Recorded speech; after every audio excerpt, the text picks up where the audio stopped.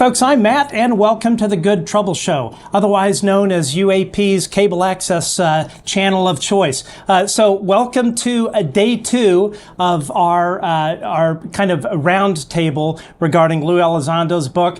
For those of you that were here yesterday, you got to experience when things go terribly wrong on a live stream, especially when you're kind of doing it all yourself and you set one audio setting wrong, everything goes to hell in a handbasket, and it sure as heck did that yesterday. So anyway, I want to firstly thank everyone for your understanding and your patience. I did my best to try and figure it out, and of course, I just ended up ending the live stream after about 15 minutes, and it actually took me a good 30 minutes to figure out where it was all coming from. And this is a great sign. I'm looking at the chat. I don't see people screaming into the chat room, echo, echo, echo. So we should be good here. So anyway, I'm Matt. As I said, welcome to the Good Trouble Show.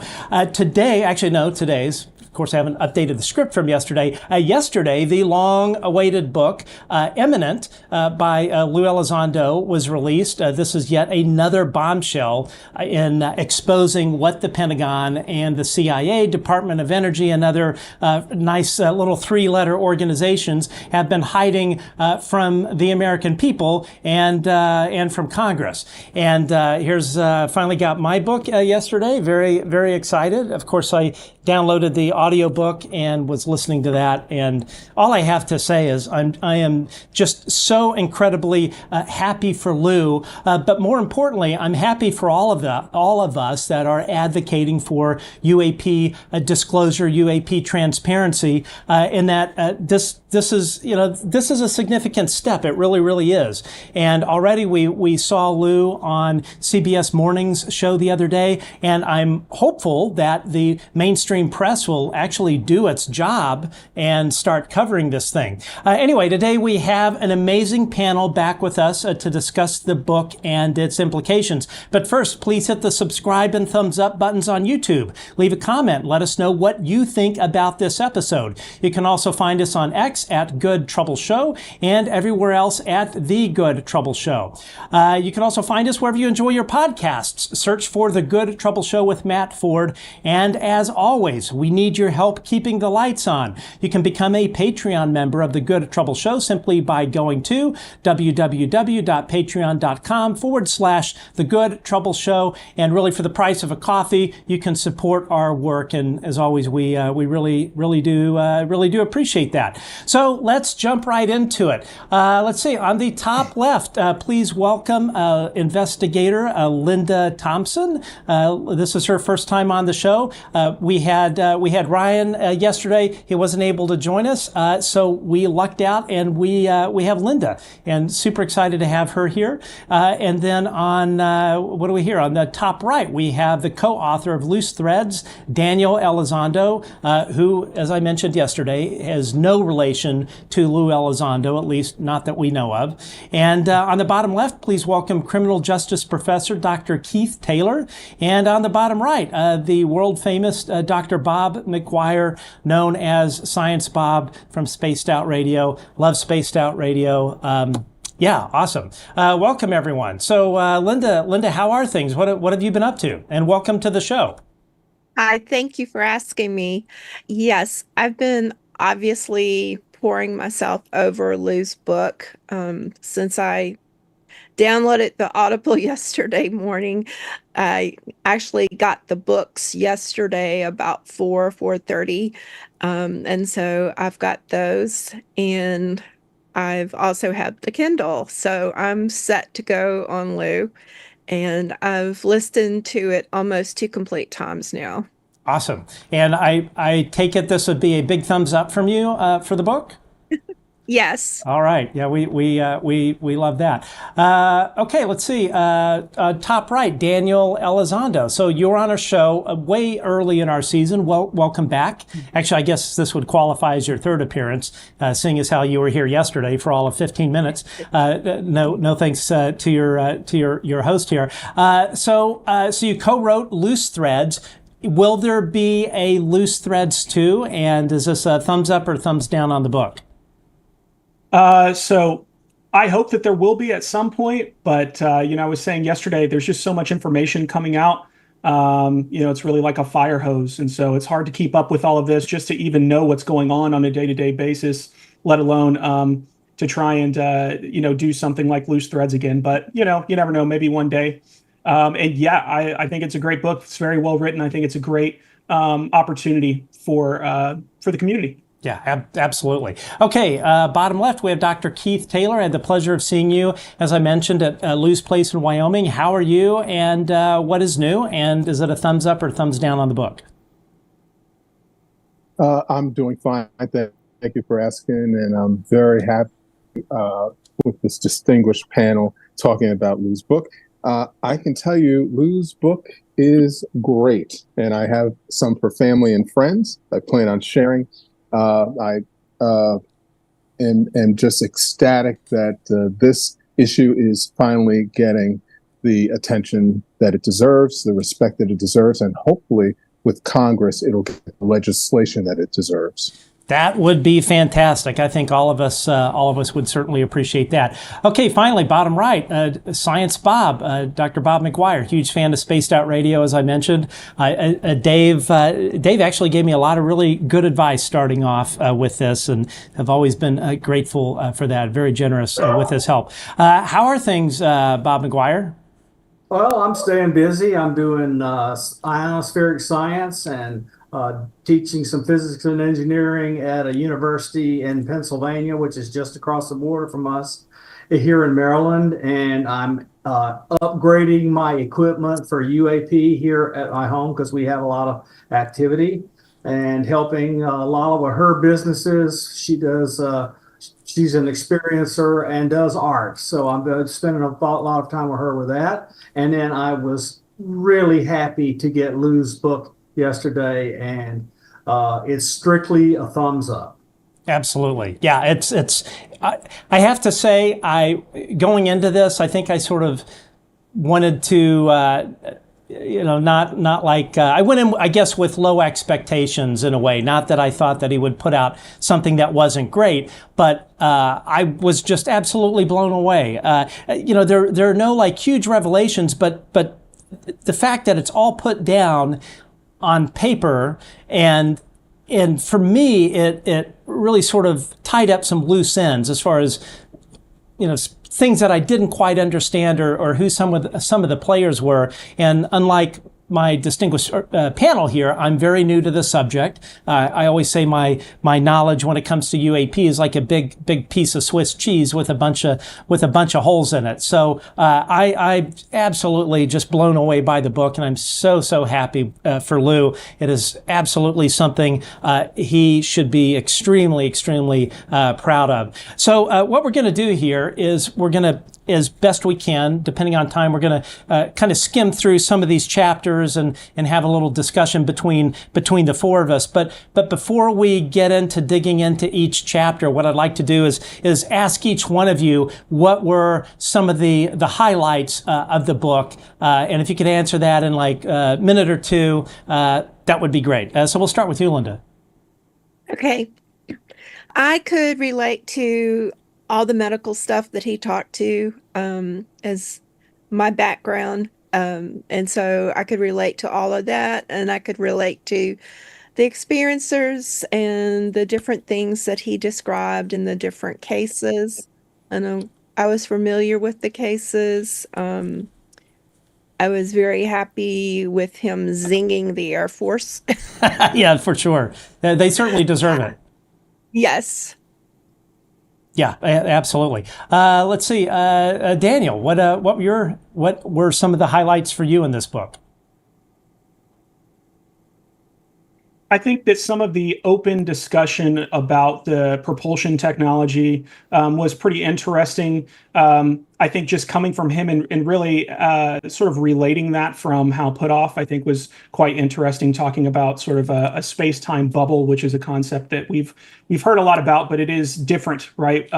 It's different hearing it on a podcast versus seeing it in a book by somebody whose job it is to study such things for the DIA. That's the bottom line. And obviously there was a reference to EMP in terms of the Roswell crash, or, if it was a crash. I think that's pretty interesting as well, right? Up until now, they talked about a high-powered radar, which was in the Guy Hoddle memo in the 50s, I think it was. But one wonders if that was just, that's the phrase that you use in that time frame to discuss what you're working on and what the consequences of that work are. Absolutely. Keith, what were some of your favorite parts of the book? Well, after seeing him on podcasts a couple years ago, and then when he stopped, I was really sort of enticed by what he had said. But the book gives you the rest of the story. It introduces to the general public what this man is about, what he's gone through, and what he has to tell the rest of humanity, the truth about this issue of UAPs. So I was really happy to see in his own words, him telling about his life and his profession. And I just have to say, when you said that there's no new revelations, for those who are not familiar with all the things in the UFO community, all of this is going to probably be new information. Well put. Absolutely. Yeah. I think in many ways, and I say it on air, but even obviously I'm guilty of it. We all sort of, it's easy to kind of assume that everyone else is tracking this whole topic with the same level of detail that we are, but we are really a very, very small percentage. Now, I do think that is going to change, but absolutely, it is for somebody new to this subject. I cannot think of a better primer than this. Dr. Bob McGwier, Science Bob, what were some of the highlights for you? Well, so first of all, I want to support what Keith said, but it's a coherent timeline, history of things that happened from kind of the beginning of Harry Reid's interest with Bigelow and Lakatsky, all the way through Lue Elizondo coming on board. And you knew some names were likely involved because you'd hear a hint here and there. And the DIRDs came out from DIA that showed that a lot of people you had heard of wrote papers. But until you got the background narrative from his point of view, you didn't know how to string it all together. You couldn't say this happened and this happened, but now you can, given this book. And it's been a curiosity to me why the government and some others have gone after him with an ice pick and a pickaxe. And is, at least in the audio version, I'm told it might be different in the written version, but in the audio version, he explains it completely clearly in one 4-word sentence. I was a super user. A super user is an official way of talking about somebody who works on special access programs who automatically gets access to pretty much anything they want to have access to. So both he and Grusch really got smacked around hard because they feared them because they were super users. So first of all, they were talking about something they didn't want people to talk about, but they also have knowledge of all sorts of other things. And we learned that he is the same rank kind of guy, GS-15, super user, briefed high-level people that Grusch did. And of course, we've all been rooting for Lue to come out and tell us what the deal was for a while. But his being a super user, giving him kind of root access to special access programs, that is a major revelation. And it completely explains why he was treated so badly. It utterly explains it. Well, and the thing that I have found so angering, and this will be my kind of last thing before we start digging into the book, is the amount of attacks that Lue has continued to endure from this crazy skeptic community, namely McWest. I mean, we all know that this thing leaked out before, or a portion of it did, and it just seems that these folks are like unhealthily obsessed with this guy, Greenstreet, and all of these clowns. I just don't get it. It's like they will do everything they can to try and discredit this guy. And Bob, I'm curious your thoughts on that. No, it really angers me. And so let me explain to you something that I know. I founded a company with a super user. That's where I learned what they were. And I'm not going to say their name because they might not appreciate it. But I know, so that's how I learned how I was. That and being in the intelligence community for as long as I was. But let me say the following is a fact. It's a fact. You do not become a super user inside the U.S. intelligence community and DOEQ community, Atomic Energy Act, or TS, SCI, etc. You do not become a super user unless you have been scrutinized to the nth degree and are a person of absolute maximum integrity. They are not liars and being super users, period. Or they would have been out of their job forever ago.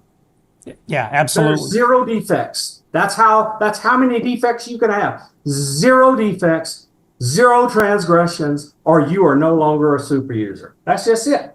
It's just ridiculous to attack him. Lynda, your thoughts on that? No, I agree.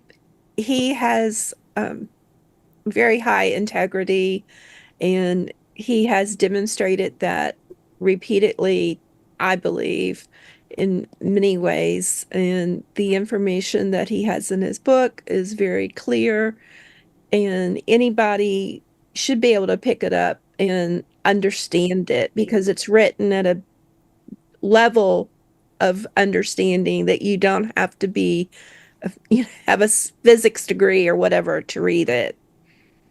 I just want to add one thing. He could have used that to defend himself. He never did. Right. That is a person of unmitigated love for his country, and it has the impeccable integrity. There is nothing I will listen to ever again said against him. I just won't listen to it.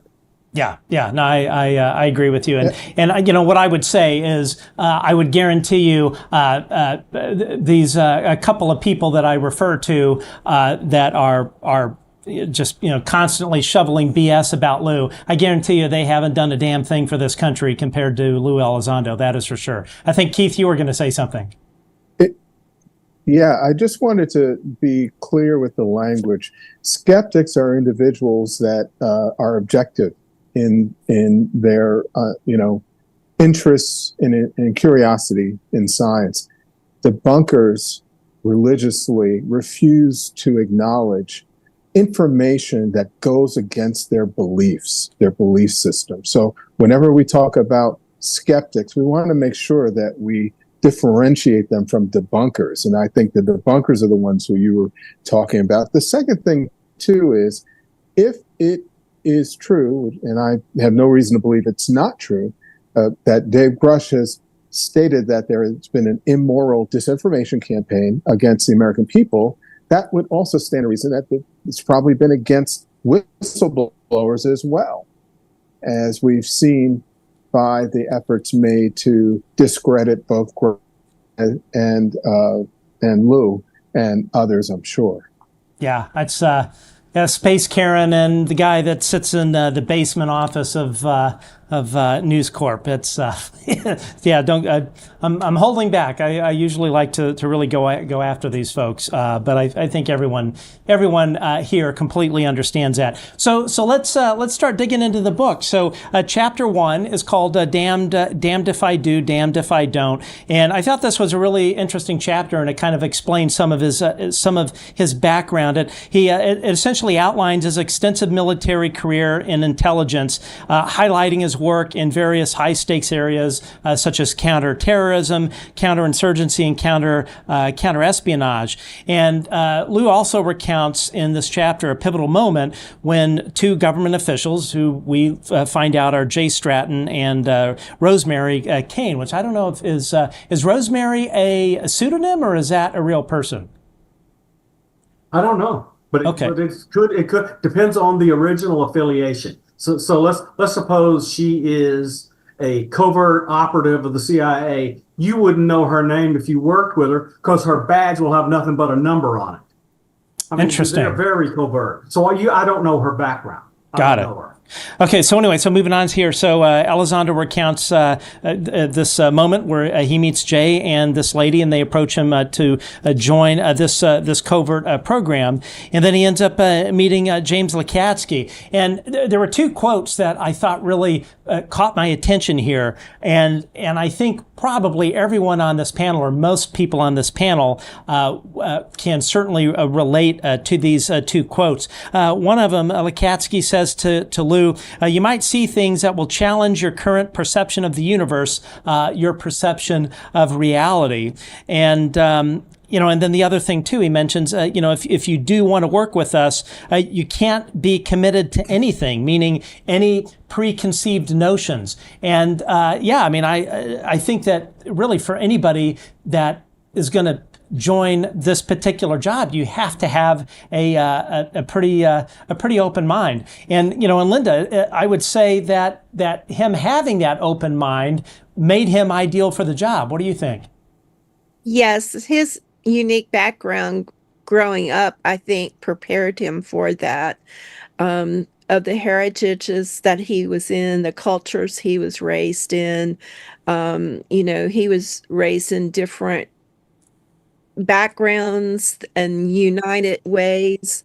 So he wasn't strictly just one straight arrow of belief. He had been kind of prepared in a general way of being able to see things uniquely open, the way his mother and father brought him up and the schooling and everything he went through. Absolutely. Now, Keith, as someone that you're a professor in law enforcement, you have to, if you're working in an investigative capacity, you have to keep an open mind, right? Absolutely. I say to myself to always have an open mind, listen to everything and watch everything, but trust nothing until you have the facts and evidence to back up your hypotheses. So it's very important that you don't go in to a situation with a preconceived idea of what the solution is. And so that's I think that was certainly the attitude that he had going into these assignments that he had. It certainly seemed to be. Bob, your experience in working in the intelligence community, would you ever come across people that were very narrow-minded, or is it pretty much a feature of anybody? If you're working in intelligence, you're open to anything, even UAP, paranormal, all that kind of stuff? Well, look, I mean, the intelligence community is large, so it's made up of human beings. And there are analysts that are narrow-minded and analysts that are truly wide open. The strength of the intelligence community is being a large community. There's open discussion within your compartment about all sorts of things, and this brings a better outcome when you're able to argue things out. So most of my time was spent doing technical stuff until I started doing activities overseas. But I get to tell you, it's generally very high-minded people with open minds about what they've got to look at, because when we are trying to gather intelligence on possible adversaries or threats or whatever, you got to have an open mind or you're going to fail, because you can't go in assuming what something might be until you've actually taken into account the actual data. So that's a common trait. The best leaders insist on it, and so forth and so on. Understood. So let's move on to chapter 2, Caleres. So this was actually one of the chapters that I really enjoyed in the book because, to be honest, I knew very little about the whole Caleres thing. And so essentially here in chapter 2, Lue delves into the Caleres incidents, a series of UAP encounters that occurred in Brazil around the 1970s. And he talks about meeting this General Paolo Roberto de Miranda Uchoa, I'm sure I butchered the name, who recounts the chilling details of these events. The Caleres incidents involved sightings of mysterious lights and objects that allegedly attacked and injured villagers. And these things ranged from small orbs, which is what I've seen, to large aircraft, and reportedly these craft emitted beams that burned people and left them unconscious. And then it goes on to talk about this Brazilian Air Force led by a Lieutenant Colonel Joange Holanda, again, I'm sure I'm butchering the name, who conducted this extensive investigation, collecting evidence, including photographs and witness testimonies. And but of course, despite all of this evidence, the Brazilian government eventually suppressed the findings, which of course Lue says no big surprise there. And but one of the things that I really caught my eye about this particular chapter is it really brought home that UAP can have pretty significant, potentially dangerous health effects. So, Lynda, in your research, is Caleres kind of an outlier, or is this something that in your years of working this topic you've come across these sorts of stories in other places? No, there are definitely other places as well. Caleres is a very interesting case. I heard Dr. Putoff personally lecture about the all of this kind of thing way back in, it was 2020. It was a lecture that I attended that he was giving, and he talked all about Caleres and about a lot of what Lue wrote about. So I got to hear a lot of that firsthand.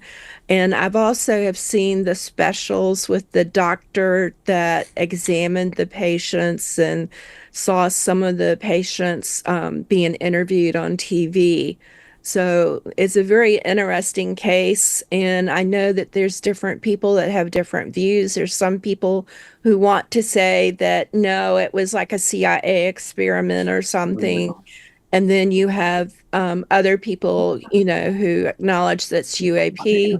And so it is very interesting. But yes, there's elements of it that are in other cases and other experiencer and abductee reports as well.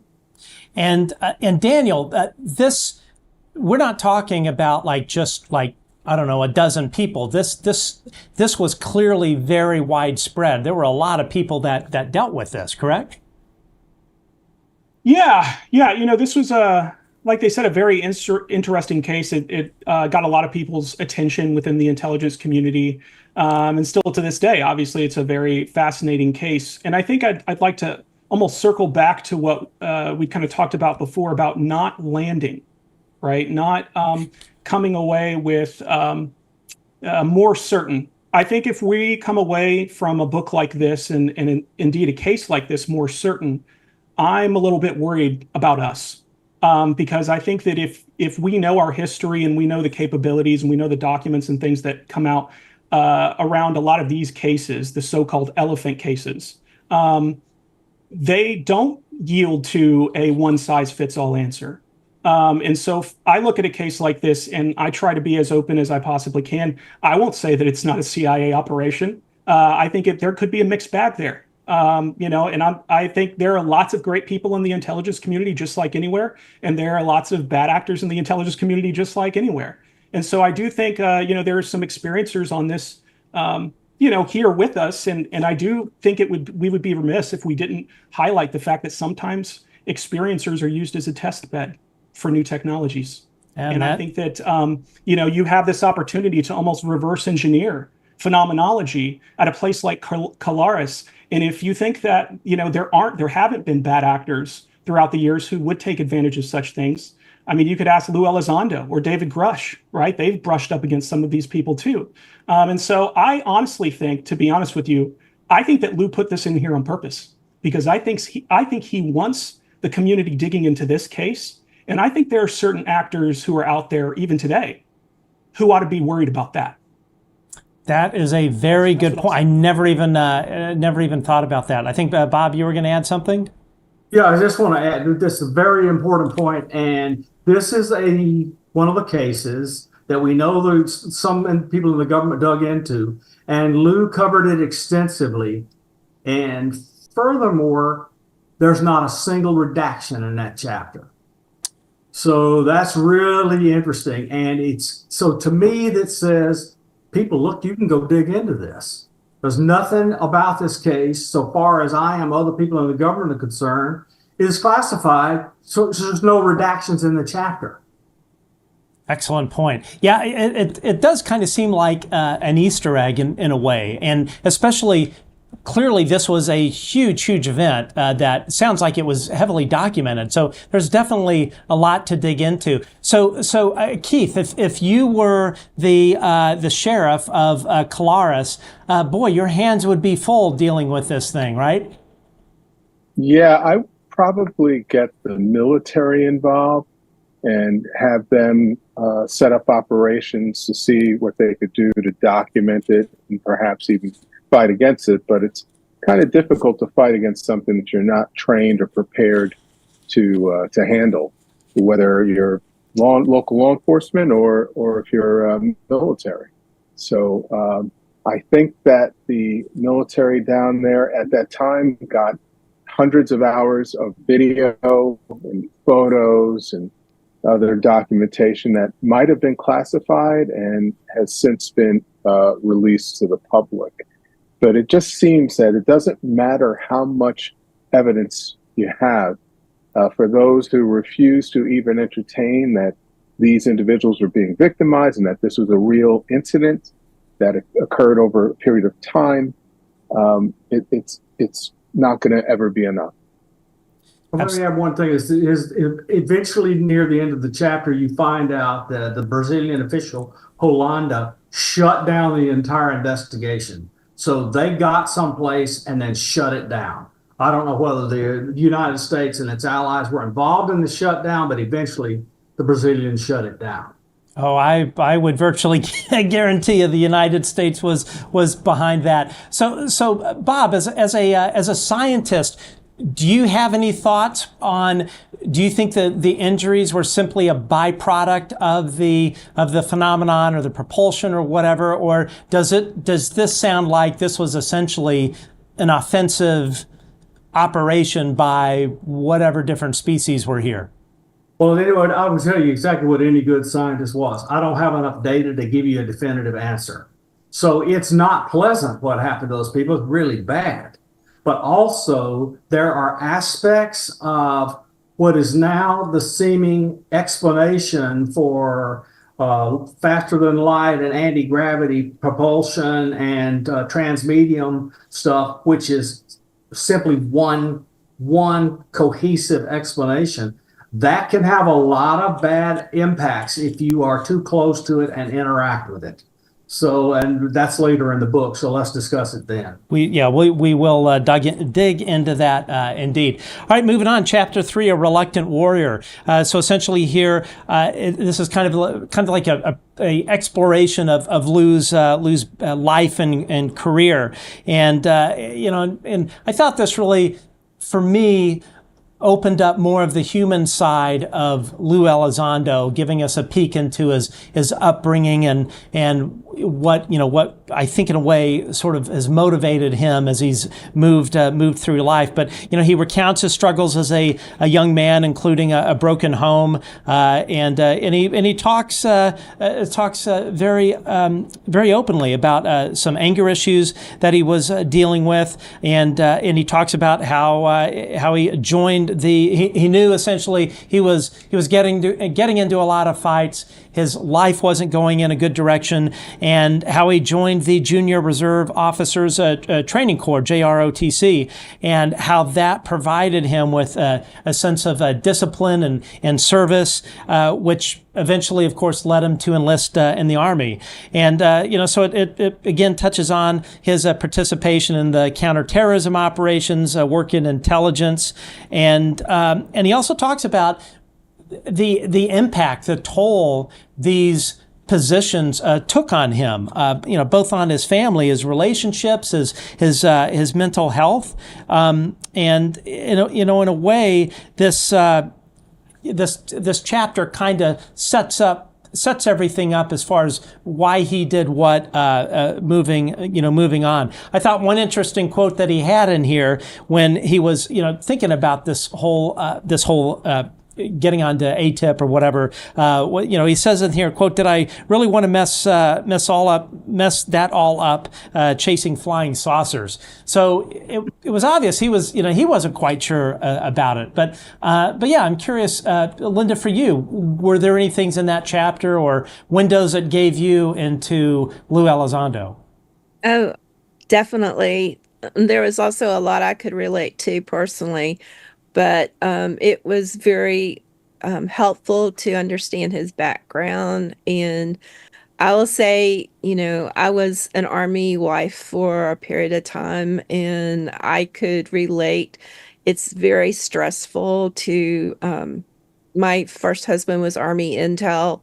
And so that's very stressful in a marriage. You come home and you're not allowed to talk about anything. And so, that doesn't help marriages. And so I can understand that, how difficult that is. And later on, when he left and he talked about how, Jen and him were able to talk about things, some of the things going on for the first time ever in their marriage, since he had been in the Army, the military and everything, I think, having my experience with that, I could relate to that. But he really had a strong sense of family and responsibility. That he did indeed. Anyone else have any thoughts or comments on what we learned out of that chapter? So I was in scouting as an adult for decades, and you can't believe how many young men I had passed through my scouting units and areas that I saw heading for the military transform their life, and in my opinion, kept them out of a life of crime. So in many cases, it's a very positive impact. On the other hand, when I got involved with overseas activities, I could see the downsides of living through what a person has to go through to do those activities. And Lue does a good job of telling both the plus and the minus here. His plus is it saved him from a life of hell, running with gangs or whatever, and fighting and getting into trouble, got him into an adult activity, and it was immediately a stabilizer for him. And then later on, I mean, there's, he saw combat with the Secretary of Defense Mattis. So he saw combat. So he saw both the good and the bad. And that's what this chapter does, is tell you, this is my life. I went and did it freely. It had an impact on my family, but it saved me, but it's got rough aspects to it. One of the things, and I think it was in this chapter, but he said something along the lines that he remembered everybody that he came across, and he had equal amounts of respect to people that passed away on both sides of the conflict, and I just really kind of in a way I think really humanized him. But anyway, I thought that chapter of the book was. It just puts you understand that the guy's a human being, and he has feelings, and he has dealt with a lot, and he's done so much for this country, things that those of us like myself that have never worn the uniform, I've never walked and will never walk a day in that man's shoes. Okay, let's move on. Chapter 4, The Secrets Within. So this I thought was a really good one. So here he delves into the clandestine world of the program we all know, OSAP, Advanced Aerospace Weapon System Applications Program, and its successor, ATIP, Advanced Aerospace Threat Identification Program.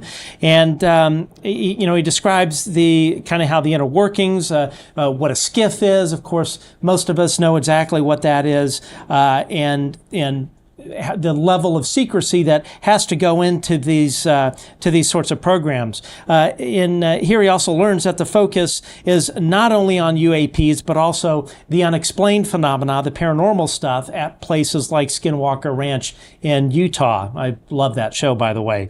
And he's also introduced to this concept of the hitchhiker effect, which I believe Jay Stratton coined. And as he notes here, the revelation shakes his understanding of reality as he grapples with the idea that the U.S. government has been looking into this spooky stuff, not even just the UAPs, but the paranormal stuff. And he also talks about how he begins to explore the historical government records on UAPs due to the level of access that he had. And he notes that he was uncovering a wealth of classified reports that indicate that both the paranormal stuff and the UAP stuff is something that the government has been interested in for a very long time. I thought one of the best quotes in the whole book, which really illustrates the issue with this whole problem in terms of the secrecy. He says, quote, "The new job at OSAP ATIP was like one of those Russian dolls, one tiny secret tucked into another." Bob, having worked in that world, is that kind of layering or stovepiping, that's pretty typical, right? Absolutely. So I got into programs where I would do work and then I would become known to the leadership, or they would figure out that I had something they needed in another part, and then I would go a layer deeper. So I did that until near the end of my career, I was working in these really deep, dark special access programs for the Department of Defense, DARPA, et cetera. And so but again, you don't start that stuff typically when you're young. You have to have experience and people get to know you and understand you. But the Matryoshka doll is definitely how compartmentation works. Only a handful of people know what the doll even looks like all the way in the middle. Yeah, that is very true. So Daniel, were you shocked by the fact that the government would have been looking into the paranormal stuff? Oh, no, not at all. Yeah, I mean, that's really been a connection that's been there from the very beginning. There's even a 1952 document that people often cite, about the atomic connection, that it's classified higher than the H-bomb, right?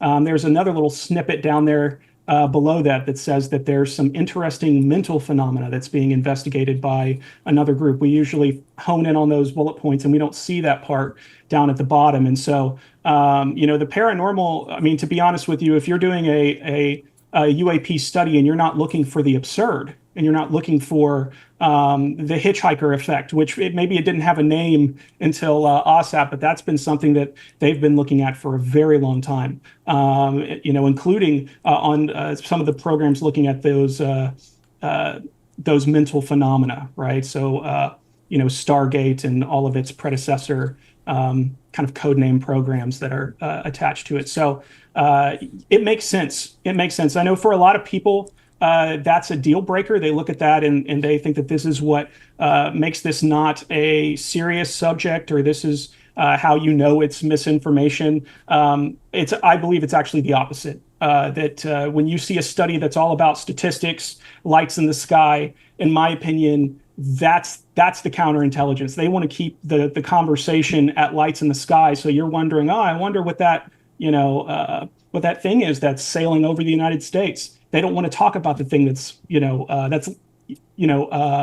blasting people with rays at Colaris, right? They don't want to go in that direction.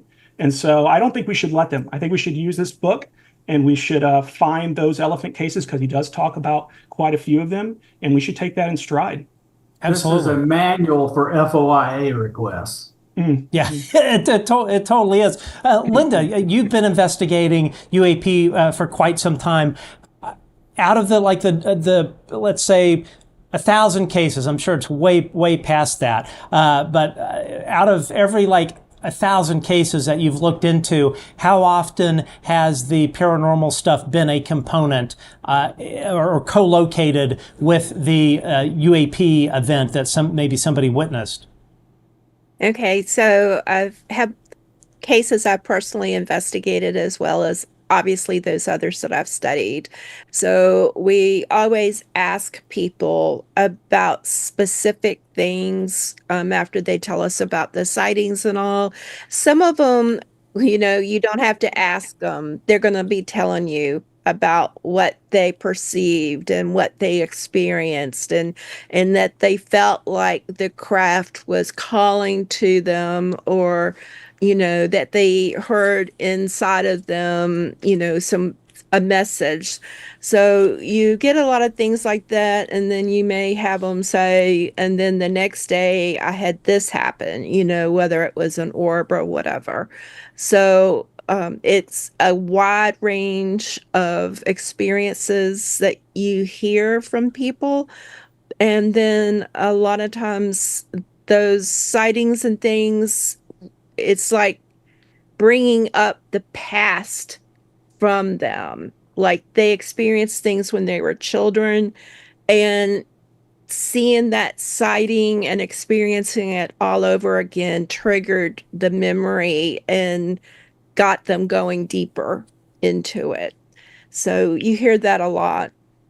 I can tell you, speaking of my own experience, I had no idea that kind of poltergeist paranormal stuff would co-locate. I always kind of figured they're two totally separate worlds, there's no intersection whatsoever. So I know for myself, all of that was a big surprise. So so it's interesting the amount that does happen. Okay, moving on. Chapter 5, Writing on the Wall. Here Lue talks about the symbolism and the markings often reported on some of these vehicles, and he discusses various historical encounters, such as the Lonnie Zamora case, where it sounds like it was essentially a Tic Tac that had landed. Lonnie, of course, was a law enforcement officer, and how this craft had symbols or hieroglyphic type symbols on the craft. And he kind of draws parallels between these modern reports and some of the ancient texts, suggesting that there is a possible connection between kind of the mythology that we've all grown up with and what is in the religious texts, and that possibly there is indeed an intersection. So perhaps some of the stories that we hear in the Bible or other religious texts may have actually been encounters with non-human intelligence. And he also speculates in the book that some of these symbols, they actually may be have important messages or warnings, and could be some kind of communication from these non-human entities.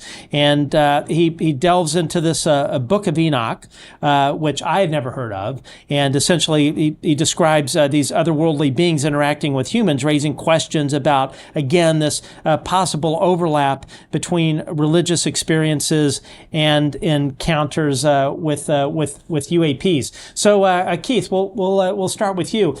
Any thoughts on this and the intersection and possible connection and some of the symbology of maybe what who would have been a fellow police officer would have Lonnie Zamora, what he would have viewed, and any kind of connection to our past texts or pieces of art or whatever that may have some of that same symbology?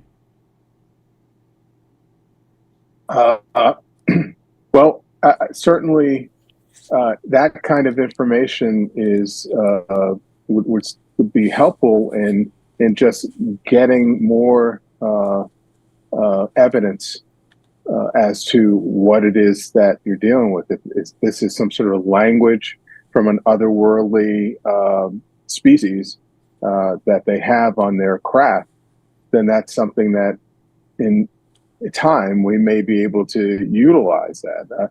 I unfortunately, this is a little bit beyond my area of expertise, but it is certainly interesting that there have been so many accounts of vehicles or craft with writing that it does not match up to any human language, past or present. Daniel, I'm curious, in your research, has there been any sort of correlation between some of the symbology seen on these craft to any sort of historical text that you've heard of? So not necessarily historical texts. I'm sure that there are some cases there. I can think of a case with Bob Exler where he saw something that looked like a Celtic cross on the underneath of a disc or something that was nearby his home. One thing I wanted to point out, though, is that often symbols, that's the language of dreams, right? And I think a lot of times when you look at these craft, I think some of them do or can exist in a sort of superposition where you do have some analytical overlay that might actually factor into what you're seeing. And so I think you almost have to ask, like, what's the baggage that I'm bringing to the sighting? Not that it's intentional, but I do think that there are many cases, Gary Nolan's talked about them, where one person is standing next to the other person and we looking at the same thing, and we see something that's slightly different or maybe drastically different. One last thing I'll point out is there's this sort of hoax thing called UMO that was going on in Spain, and there were some symbols that were affiliated with those cases, and there was a big Soviet case, a landing, and the symbols matched the hoax symbols matched over there, and so some of it also. We talk about the intelligence community. We need to also talk about the non-human intelligence community too, that there is some gamesmanship that can go on there. It's just a little bit, it's a tap on the shoulder saying, that little trickster absurdity effect is key here. And that's why I think that's such a fun aspect of phenomenology in general.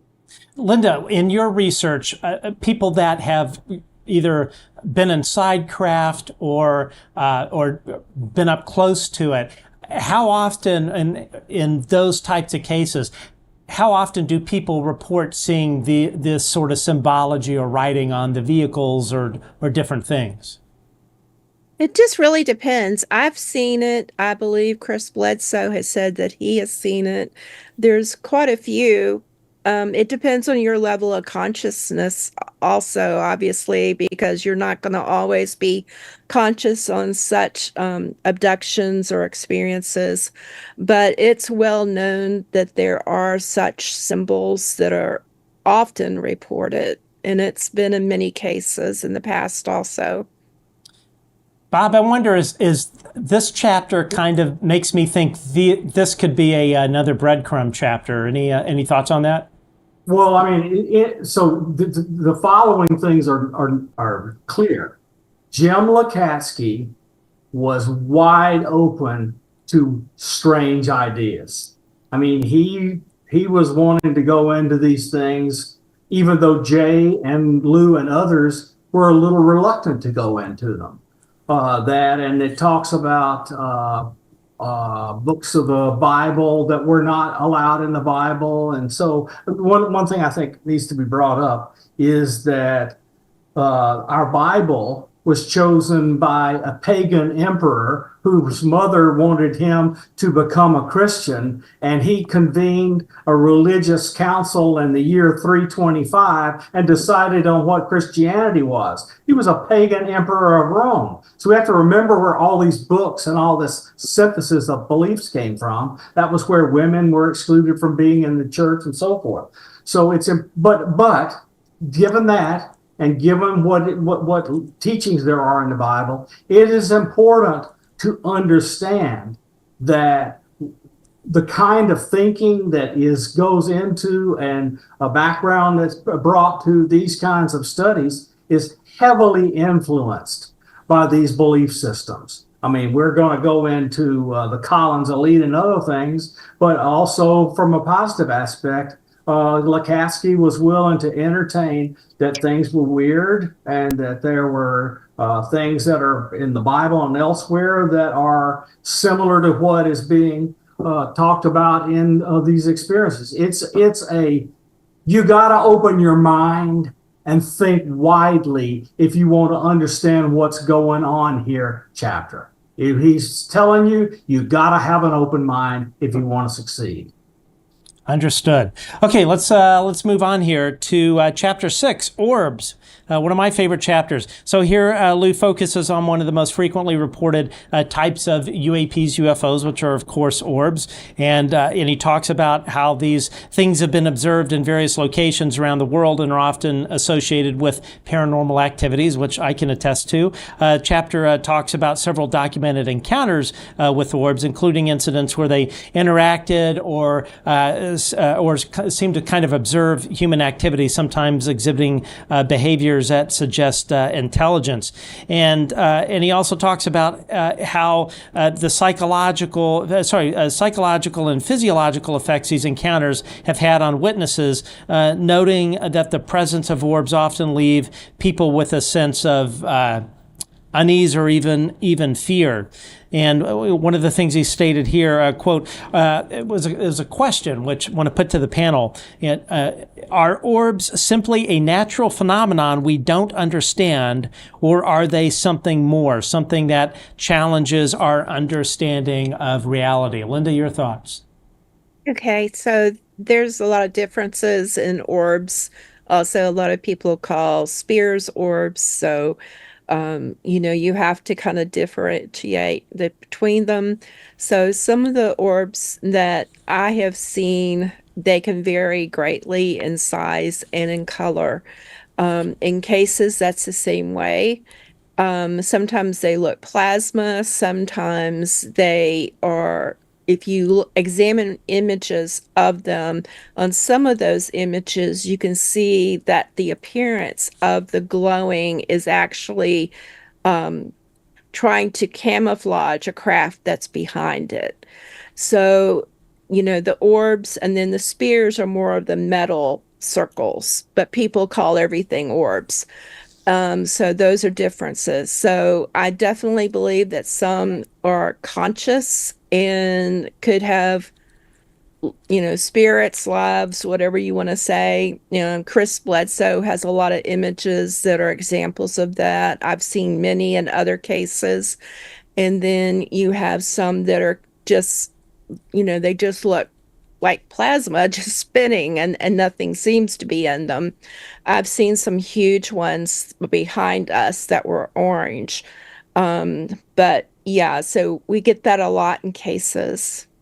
Daniel, in when I read Loose Threads, which you co-authored, I don't recall anything about orbs. Am I wrong? Was that something that you covered, or was it mainly just craft? We covered it. Okay, we covered it when we covered Stephen Greer. Yes, who led the CE5 movement, which is a human-initiated contact with extraterrestrials. Kind of a movement. And so, that's something where orbs and flash bulbs and a lot of the phenomena that you do see in many cases, and many experiencers don't even have to do CE5. Sometimes you just happen to be, around and stuff happens when you're in the right place in the right time. And so I think there it is, again, it's like she said, it's a grab bag, right? There's some that seem to have you don't want to get near them, and then there are others that seem to come really close, and it seems to be all good. And so James Iandoli, that's the guy. You want to talk about orbs? James Iandoli is.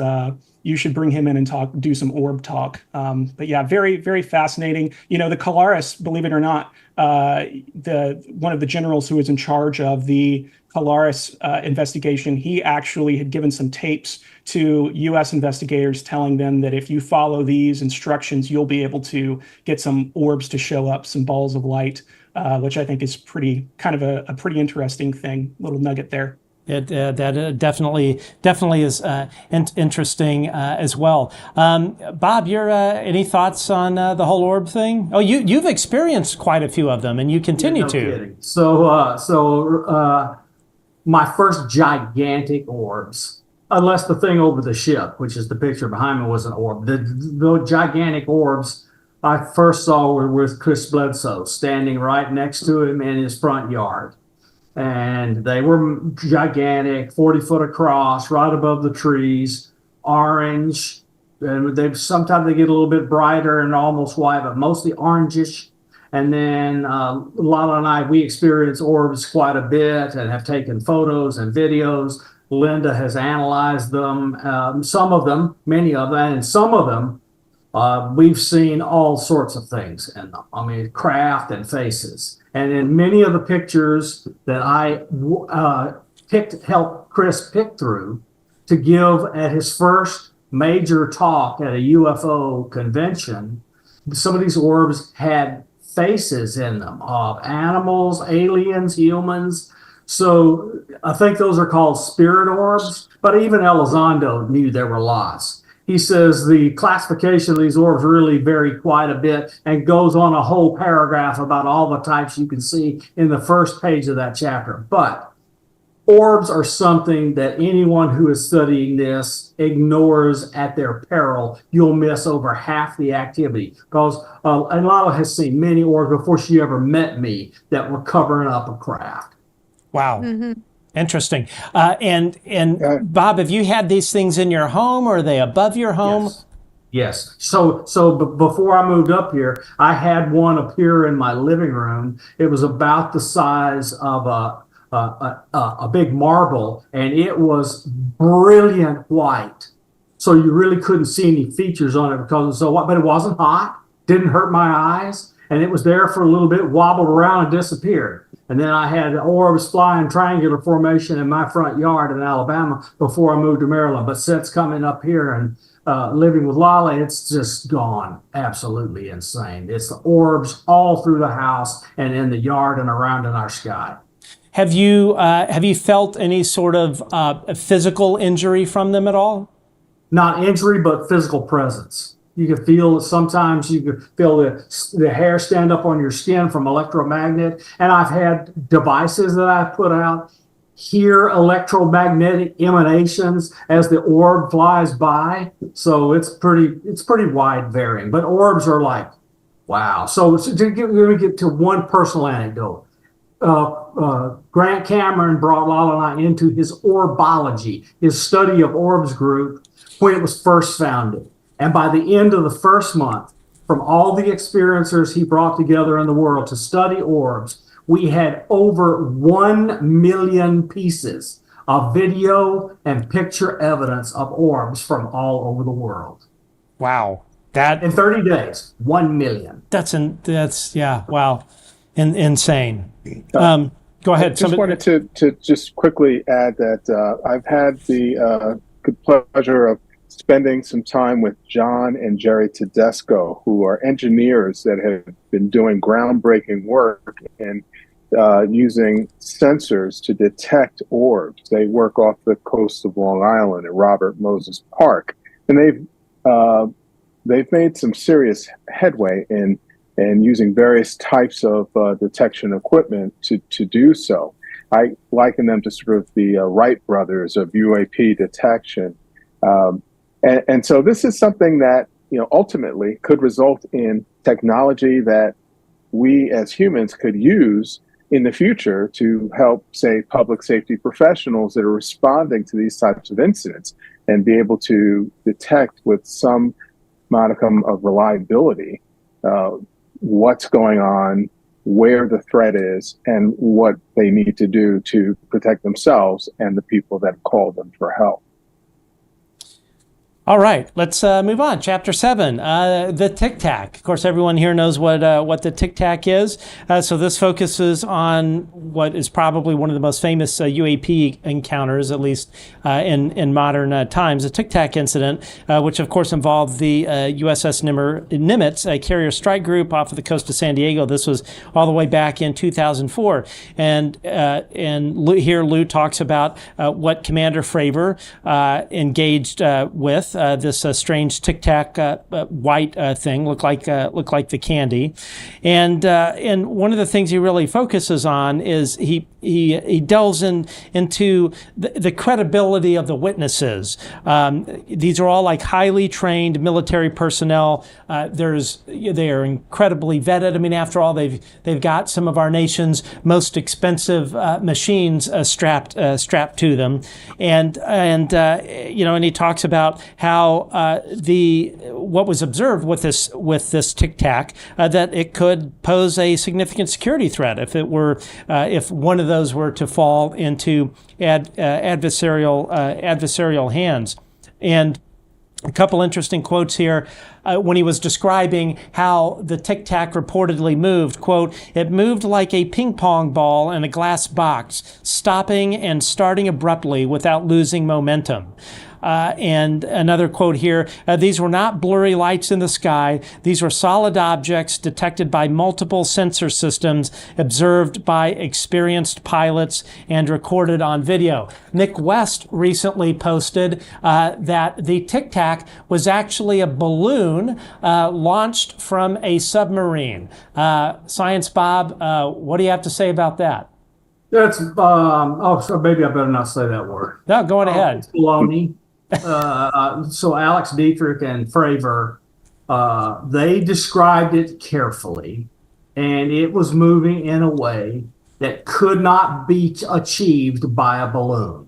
Okay, so that and nothing about a balloon explains both of they and their Wizzo's observation. That's 4 sets of eyes that saw underneath the Tic Tac a USO that was very large as a 737 jet. So his entire Mick West has the following horrid attribute. He takes one little piece of the data from every incident and focuses on it and never tries to add to it the other evidence which isolates it away from his expression, his expressed analysis. It's his worst trait. He picks one thing out that does not disprove if you take into all the other pieces.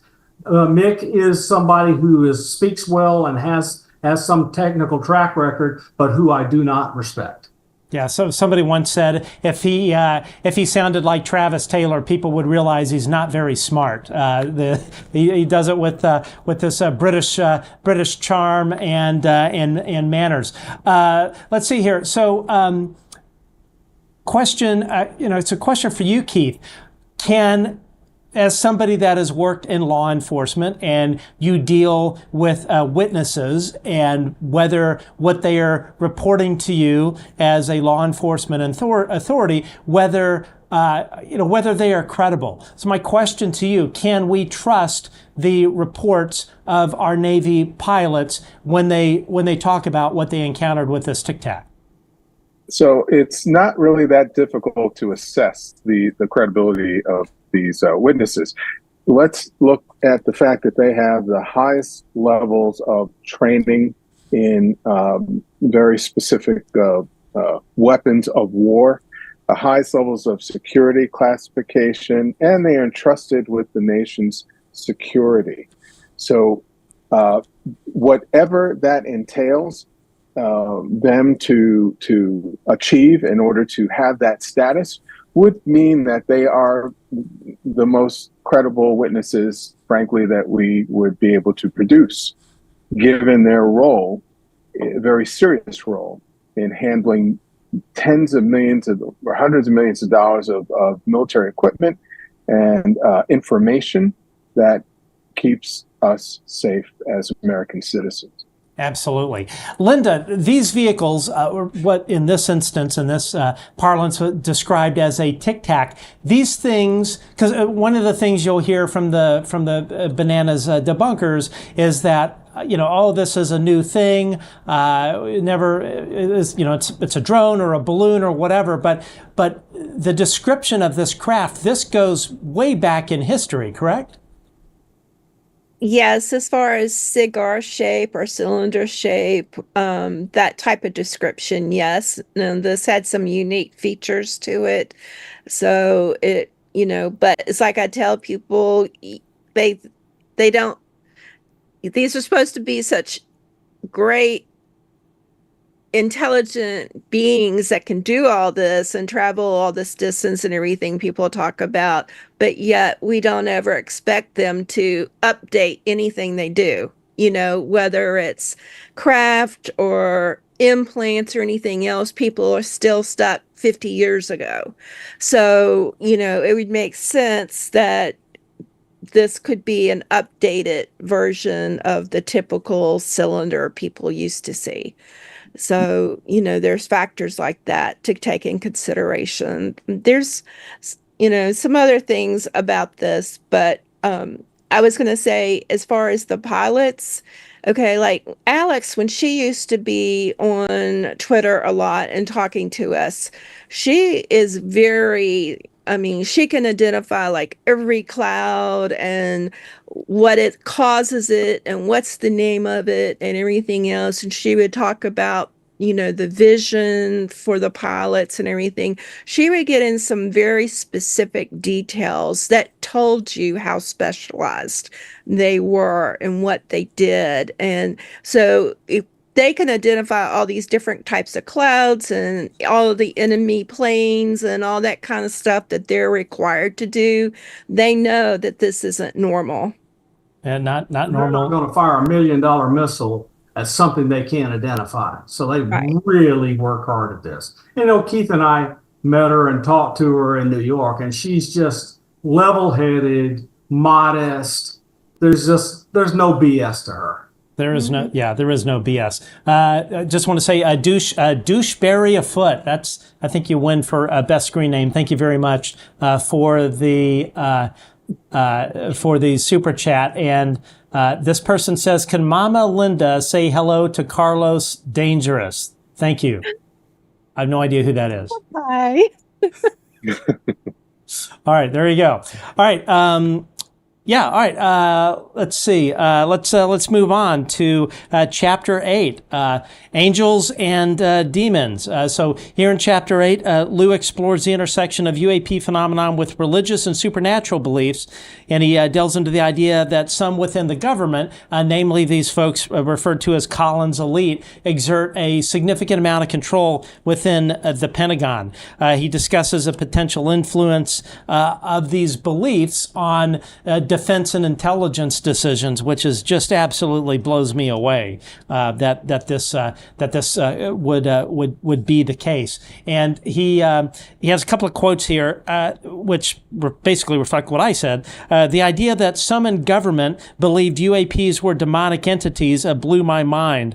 And he noted that the Collins elite operated in the shadows, influencing decisions and shaping policy related on their or based on their religious convictions. I mean, that's just, I don't know, that's crazy talk. But obviously it's true. Daniel, any thoughts on that?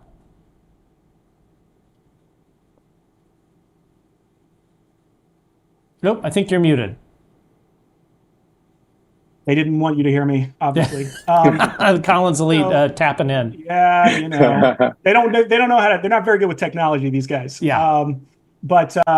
Anyway, they exist, right? They're not just in the Air Force. I think that's important to point out. A lot of people have sort of equated it because of some things that went on in the 90s in Colorado around the Air Force. There's a lot of movement there with certain kind of Christian nationalist groups and things like that. But they've been around since the beginning. And I think that people who want to learn more about the Collins elite, read this book and take it in, and then go read some Nick Redfern. And and kind of get the backstory, because it's a really interesting mix where you have people who don't want to look into the subject unless it's weaponization, right? That's actually that's their Christian perspective, is that, well, we shouldn't, it's all about God, country, cash, and control with these people. Right. And so I think, we've got to keep that in perspective. They're fine with what I would call nuts and bolts phenomenology. Okay. But when it starts getting into the stuff that they can't put an easy noun on, that they can't quickly see, oh, I can put that on a weapons platform, then they're out, right? Or at the very least, they don't want anybody else looking at it, right? It's just for us. It's not for you. And I think that's I would presume that that's probably the way it is. That a lot of these guys have no problem with their people looking at things. It's the fact that they don't want anybody else looking at it. So, Bob, your thoughts on that? Yeah, so I just want to recount one of the incidents to tell you the impact of this. Lue talks about people that he really trusted in his chain of command. And he talked about how it really started going downhill with the change in leadership, and he and Jay saw the change in tone, and Lukatsky didn't see the change in tone and wanted to include all the weird and woo stuff in his reports that he had been, and they were trying to caution him not to, and it began to really go downhill after that. And when he was called into the office of, I believe, the deputy leader of his kind of division or whatever, he went in there and was totally shocked when the guy who he had no idea was of the Collins elite type told him, look, Lou, you got to stop looking to this. And he says, sir, why? He says, because it's demons. We know it's demons. And that was just, can you imagine the impact that had on Lou? Somebody he trusted, helped him with his career. He looked up to him and said, you got to stop because this is demons. Yeah, I mean, it's just stifling. It's insane, and then you wonder about if they're having if these Collins elite are influencing decisions in the Pentagon and the intelligence community on the UAP issue. What else are they? What other shenanigans are they up to? I mean, it's really insane. Keith, you're going to add something? Yeah, you have to remember too that this influence is not just national security, but homeland security. And 2 months ago, the Major Cities Chiefs Association put out a report, the first I've ever seen, called the UAP Reference Guide, where they take a serious at the UAP phenomenon. And what they said to a reporter is that we, under the condition of anonymity, is that we know UAP are something we know exists, but are not well documented or in some cases taken seriously. With Congress opening up to the idea, we hope local law enforcement will too. So when you talk about the impact of Collins elites or the federal government in general, that absolutely affects what local law enforcement is able to do with this issue or problem. Lynda, I think people that want to know the impact of some of these religious beliefs on government should go watch the Netflix documentary on the family. That is an amazing documentary. And when I watched it, I wonder, is that the Collins elite? Or is that... I believe the Collins elite is interactive with them. They are. Okay, so they're two totally different groups. I don't know the answer to that, but I believe they are interactive with them, and they would certainly know about each other. Sure. Yeah, no, absolutely. Lynda, when was the first time you heard of the Collins elite? Is this a new thing, or is this something that goes way back in UAP history? Okay, so as far as that phrase, it was Nick Redfern's book. But I'm very familiar with the background of this whole Genesis. And I knew a major in the Air Force back in the 90s who was very much into, he taught classes, okay, on, Christian beliefs, and he had a different spin on it because Nell, after reading the Adam and Eve book and the different things, that have I've seen since, I think he was heavily influenced by all of that. But you have to also remember that some of these people, their objective, just like in the Middle East, some of their objective is to push to the war, the big war. And, and each religion has their own reason for it, whether it's the coming of Christ or whether, it has to do with Muhammad or whatever. There's all these different factors. And so they push towards that. And it's so ironic that, that they are pushing the war and everything just because of it. And I think that's a big part of what's going on now in our country is that push. Yeah, and indeed, I absolutely agree with that. One of the quotes he says, yes, please. Oh, I was just going to say, I didn't want to interrupt your thought, but that book is called Final Events in the Secret Government Group on Demonic UFOs and the Afterlife. That book by Nick Redford, in case anybody watching is interested in finding more about this Collins Elite phenomenon. I wonder how big this Collins Elite is. Are we like 100 people? Anyone ever heard like how big this thing is?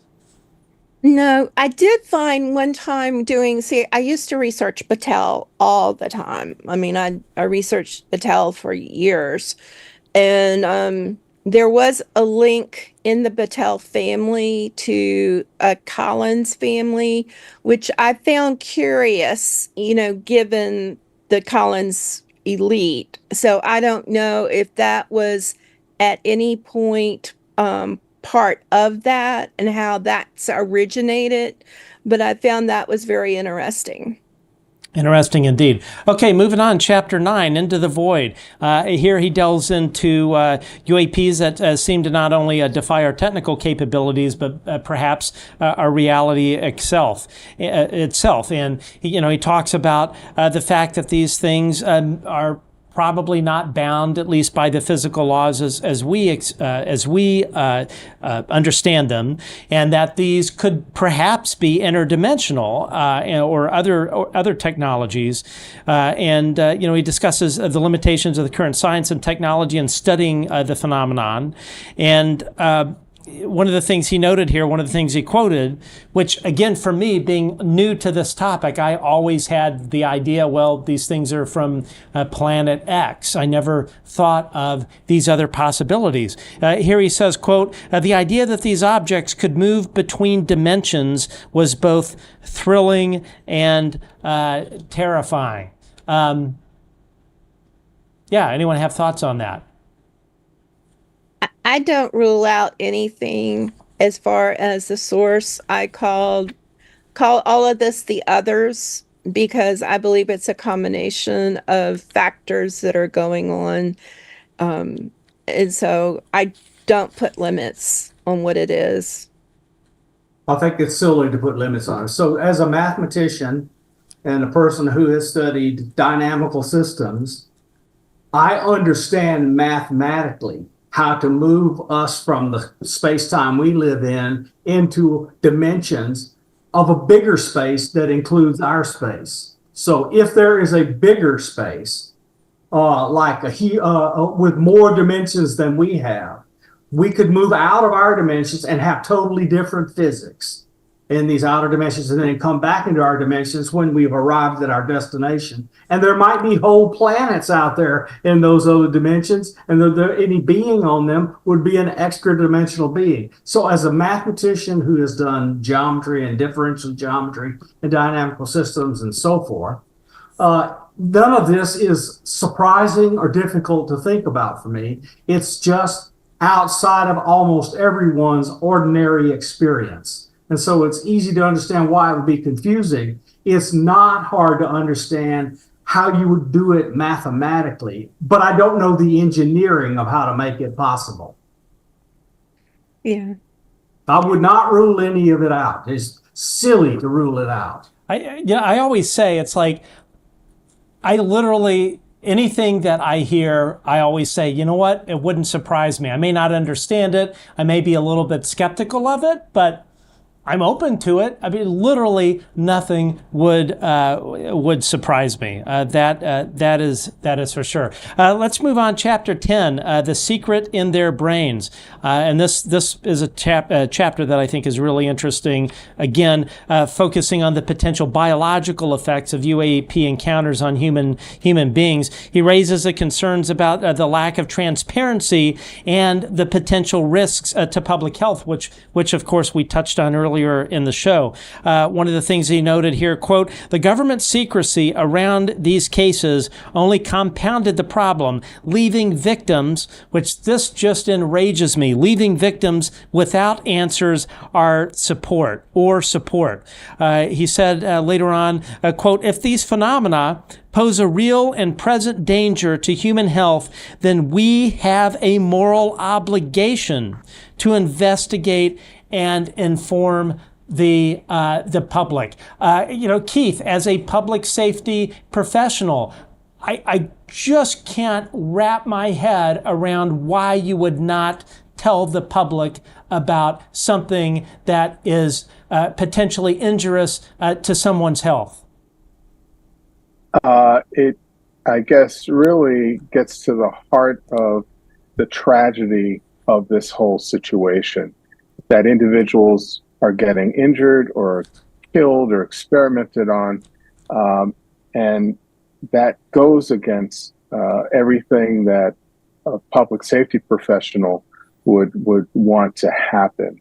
And without giving the tools or the guidance to handle this situation, it's a double tragedy, because those who are victimized are treated as if they are the problem, as opposed to something happening to them.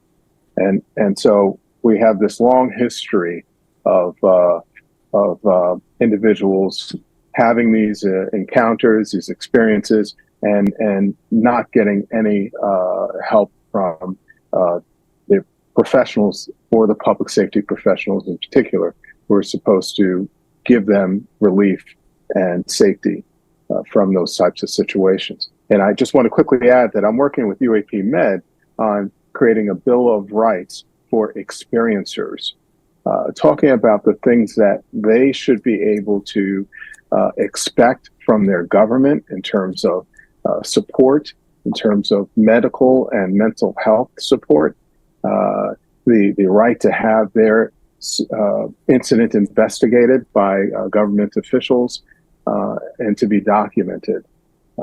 So we have a ways to go, I think, dealing with this issue. Yeah, ways to go indeed. Lynda, in your experience in interviewing witnesses, have you ever heard of the government or AFOSI or somebody coming up to these victims that may have fallen ill from it and given them health guidance, like, oh, you need to go see your doctor and ask for this or that? Is there any history of that? You don't even begin to want to know what goes on. And we have researchers now that are doing all these things to talk to experiencers and abductees and review tests and stuff. And the experiencers and abductees end up knowing nothing, and most of them get no treatment. It's just they're like guinea pigs. Okay. So that's in the real now and here. And some of them are under NDAs not to talk about it. But as far as the government has access to our records, okay? I've never been in the military, but the DOD has accessed my private records that are database. You're kidding me. I'm not the only person that has happened to. I had to prove it to 2 doctors that they had accessed my data. And so there's a lot of stuff that goes on in, sorry, but abductees and experiencers are being treated as guinea pigs. They don't care about us. They care about what they find out about us so they can develop new weapons and new drugs. That's all they care about. So if I may ask, how did you discover that your medical records were being examined by the DOD? Okay, so you know your electronic medical records like my chart. Right. Those are tied to bigger databases, and I got access to where I could look to see if my data had been accessed and by whom. And I expected other doctors to be listed or other hospitals to be listed. No, it was the DoD. Wow. And you mentioned as well that some of these people that have encountered these things and have been injured by them had to sign NDAs. Who do they sign NDAs for? Who made them sign an NDA? To the scientists and doctors who are using them for their research. Absolutely insane. This is No kidding. this is wrong on so many levels. And this Can I is chime in real quick, or go ahead? Sorry. yeah. Yes, please. So I just want to, yes, I agree with absolutely everything she just said. It is a big problem right now, and I think that anybody who is having that happen, you want to make sure, free healthcare isn't always free, and I think you need to think about that and just really think about who you're talking to and what information you're sharing, because often it ends up, like at DARPA or something like that. Yes. And you need to wonder, do I want to be part of a human engineering program, or do I want to get better and more healthy? And so, and our country has terrible healthcare. So it's like the perfect scenario to have somebody up against a wall that they can't get healthcare, and now you're coming in as their little angel investor, but they don't tell you, hey, I'm going to take your information over here. If they told you and you said that, you know what, that's fine. Mm-hmm. That seems ethical, fine to me. But if that's not being shared, I think that's the problem. And I would just want to throw a quick shout out. I have to my co-author. He's on Hermes. He goes by the Hermetic Penetrator, and we wrote about this in Loose Threads in a chapter called Blood, and a couple of other chapters of Loose Threads, which is free. You can find it pinned in my Twitter profile. But also, he wrote a lot about this in several articles, one of which is called Lighthouses in the Dark. And so you should definitely check that out on his Medium page. And I guarantee if you want to deep dive, it's a really nice place to jump in to a really rich portion of research. So I love that. Somebody wants to grab you as somebody wants to grab you as an experiencer and wants all sorts of data on you. Know where the data is going and what it is they intend to do with it, or don't give it to them. Yeah. It's insane. And this is where I get all upset at UFO Karen, McWest.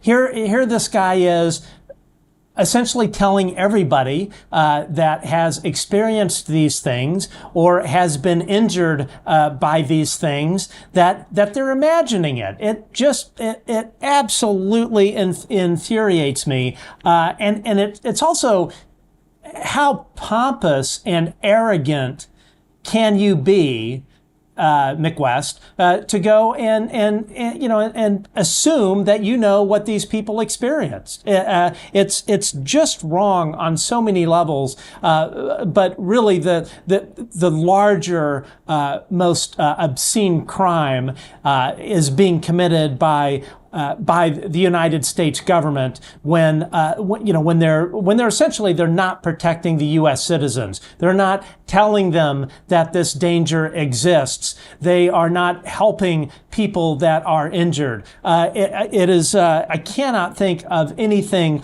more inhumane and un-American than this. It just blows my mind. One should not need a friend who can pick up the phone and call a senator from Arizona to get medical coverage for an incident that happened at Rendlesham where somebody's brain and heart were damaged. Right. That should not have to happen. That should. Girls had that happen. Yeah. As a lot of us have had those injuries happen, and the researchers and all don't care about us. And even the people that they examine the MRIs and stuff for, you rarely hear any of them say that they found out what happened to them and were given any suggestion for treatment or anything else. but a lot of us had the heart conditions and we had the other conditions, just like some of these people in Lue's book. It's very, very sad. Okay, moving on. Biological remains, Chapter 11. Here's a good chapter. Yeah, Elizondo delves into one of the most controversial aspects of UAP research, the fact that biological remains have been associated with these phenomenon. He also touches on the role of the defense contractors in the handling of the material, suggesting that these entities have been given custody of the biological remains under strict oversight. A couple of two interesting quotes here. Quote, we were told specifically that a defense contractor, and I'm curious, in a minute, I'm going to ask all four of you if anyone knows who that may be. This defense contractor associated with the Legacy program was in possession of UAP materials or biologics of non-human origin. And then another one, the Air Force had indeed not only known about crash retrievals, but had historic control over them and the biological remains. Who would like to touch on that? Well, at one time, Battelle was said to have had the remains, especially after Roswell. You know, I think they probably took them to several different places, but I know that that was one of the facilities there in Ohio that was said to have gotten them. They've, you know, there's been remains taken to many places, apparently, including Walter Reed Hospital. So, but that's what I had read and found out doing research I did. Now, Keith, one of the things he notes in this chapter is that the chain of custody, because these things have moved around so much, has been broken. What exactly is chain of custody, and why is that important? It's basically making certain that evidence is accounted for, that you know where it originated from, who's handled it, and where it's traveled, if it's been tampered with or contaminated. In a court of justice, the chain of custody is very important when you're trying to prove a crime occurred.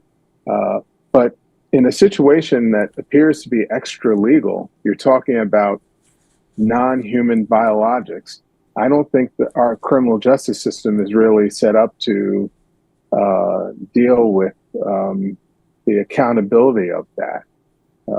And so, you know, chain of custody is important to see where something has come from its origin to the point where it is now, who's handled it, and where it's been kept.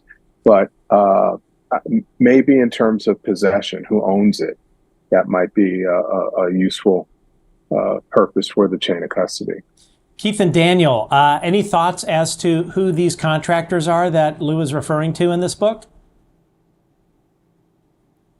I'm sorry, Bob and Daniel. Daniel? Anyone know who this contractor may be? My mic was muted. Like Lynda, there's smoke in a lot of different areas. You know, I think sometimes there's been a misconception when we talk about the program that it involves, you know, one big baddie defense contractor. And it's just not true. It's all over the place. We're probably looking at a defense contractor that's holding out. It's not playing ball and not doing the things that everybody else had agreed to do at one point in time. And so, and they probably have some pretty good stuff. But as far as the bodies go, I mean, there's a lot of fun places to look. I would check out anybody who has old books, especially there's some of these books that have been debunked. There's some people in there that if you look at their background and you really dig, they're small companies, but it's legit. Really? It's legit. If you will dig into some of these old kind of rare fun books about crashed flying saucers that, you know, no one actually thinks it has anything to do with good, actual historical value, go take a look at a few of those and actually do some digging on the things that they want you not to dig on. That's why it sounds absurd and looks absurd in those books. But, you know, don't take that bait. Where they want you to dig shallow and to find something and to be happy, you should dig deep when you find something like that. that's the best way to keep the secret. Is bury it deep where people dig shallow. I think that's the best way to go. One of my favorite stories about someone who went into the legacy program related. That is, when they were first told where to go, they went to a place that I know have been to, have worked in, and they were told by that person, here's a piece of paper, this tells you where to go. And the person asked them, what am I going to see? He says, I don't know because I've never been in there. And they went through 3 more layers of that before they got anywhere. Wow. This stuff is spread everywhere. Mhm. And there is stuff spread all over every layer of the onion as you peel it back. And it is extremely expensive to have that kind of security. I just don't even want to know what it's cost. Wow. Yeah, that's I can't even imagine. All right, moving on. Chapter 12, the observables. Of course, Lue talks about all of the observables that we've heard about, such as sudden acceleration, hypersonic velocities without signatures, low observability, transmedium travel, positive lift. I don't want to spend too much time on this one, but anyone have any kind of thoughts? I mean, they were obviously very, very, it was an important thing to lay out these observables. I would just like to say, oh, go ahead. Go ahead, Keith. No, Dr. please. Bob. I was just going to say, I would just like to say that those observables make plain the types of observations that people have that are clearly not prosaic. And so you don't have to worry about all the balloons and the satellites and all the other things that are in our environment, in our atmosphere, operating with regular physics. The 5 observables make plain that, what you're looking at is something that is non-human intelligence. The simplest answer. And the thing I wanted to add was this is not a chapter to skim over. But the reason is it has major redactions in it. And more than any other section, this has a lot of Department of Energy and National Labs things in it. Interesting. And that, by God, is a clue. Wow. Yeah, I listened to the audiobook. I haven't been through the written part. So you're saying in that part of the book there are a large number of redactions in. Yeah, large number of redactions, and they're when he's talking about the National Labs and the Department of Energy. And just I believe with every fiber of my being, the following is a fact without actually having enough to call it proved. The legacy program was stood up by the people who were in the Manhattan Project. Right. And the original secrecy was held under the Atomic Energy Act and might still be. Anyone else? Anything else to add? Okay, let's move on. Chapter 13, where the evidence... Please, somebody.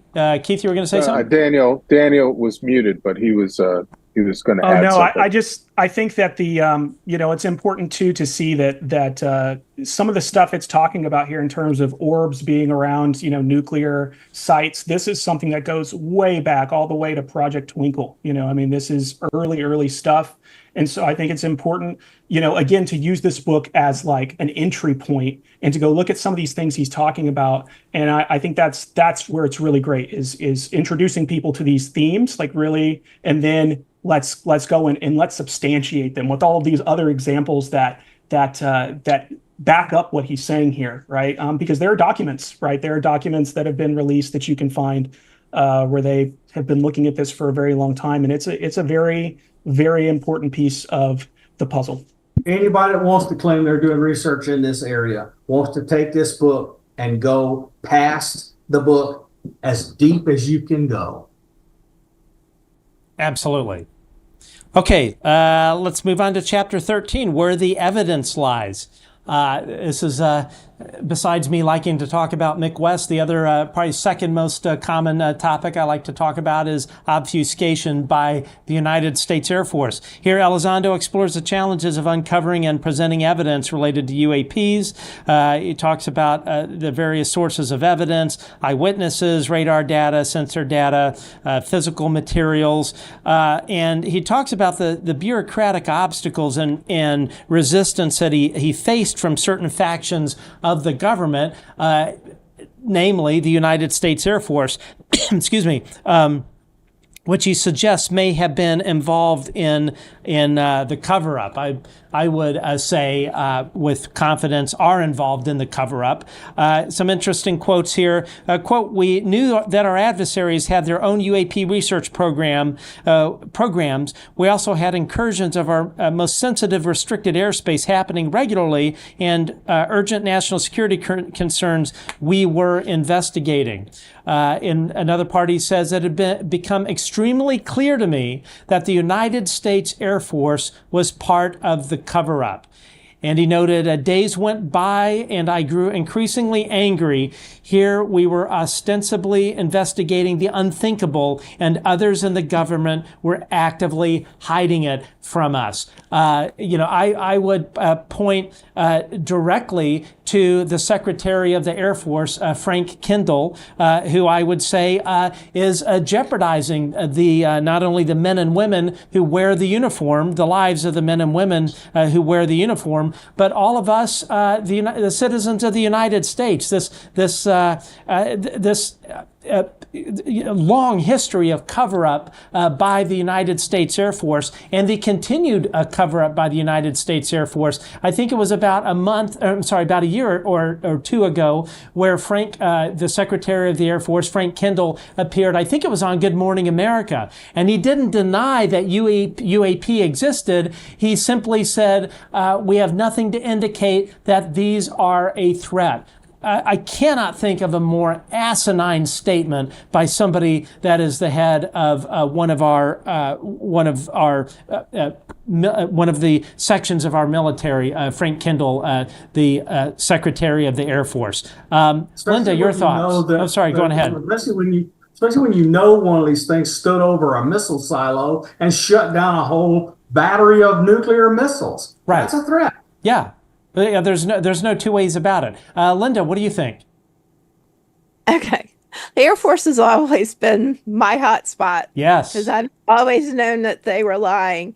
But, okay, so he is the same one who said because of the UAP at Langley, they were going to have to move out their fighter wing, and that they did not do that. That is a flat lie. I've talked to contractors there at Langley and plane spotters there, and I've seen them go over at my house. So they have not moved that wing out of Langley.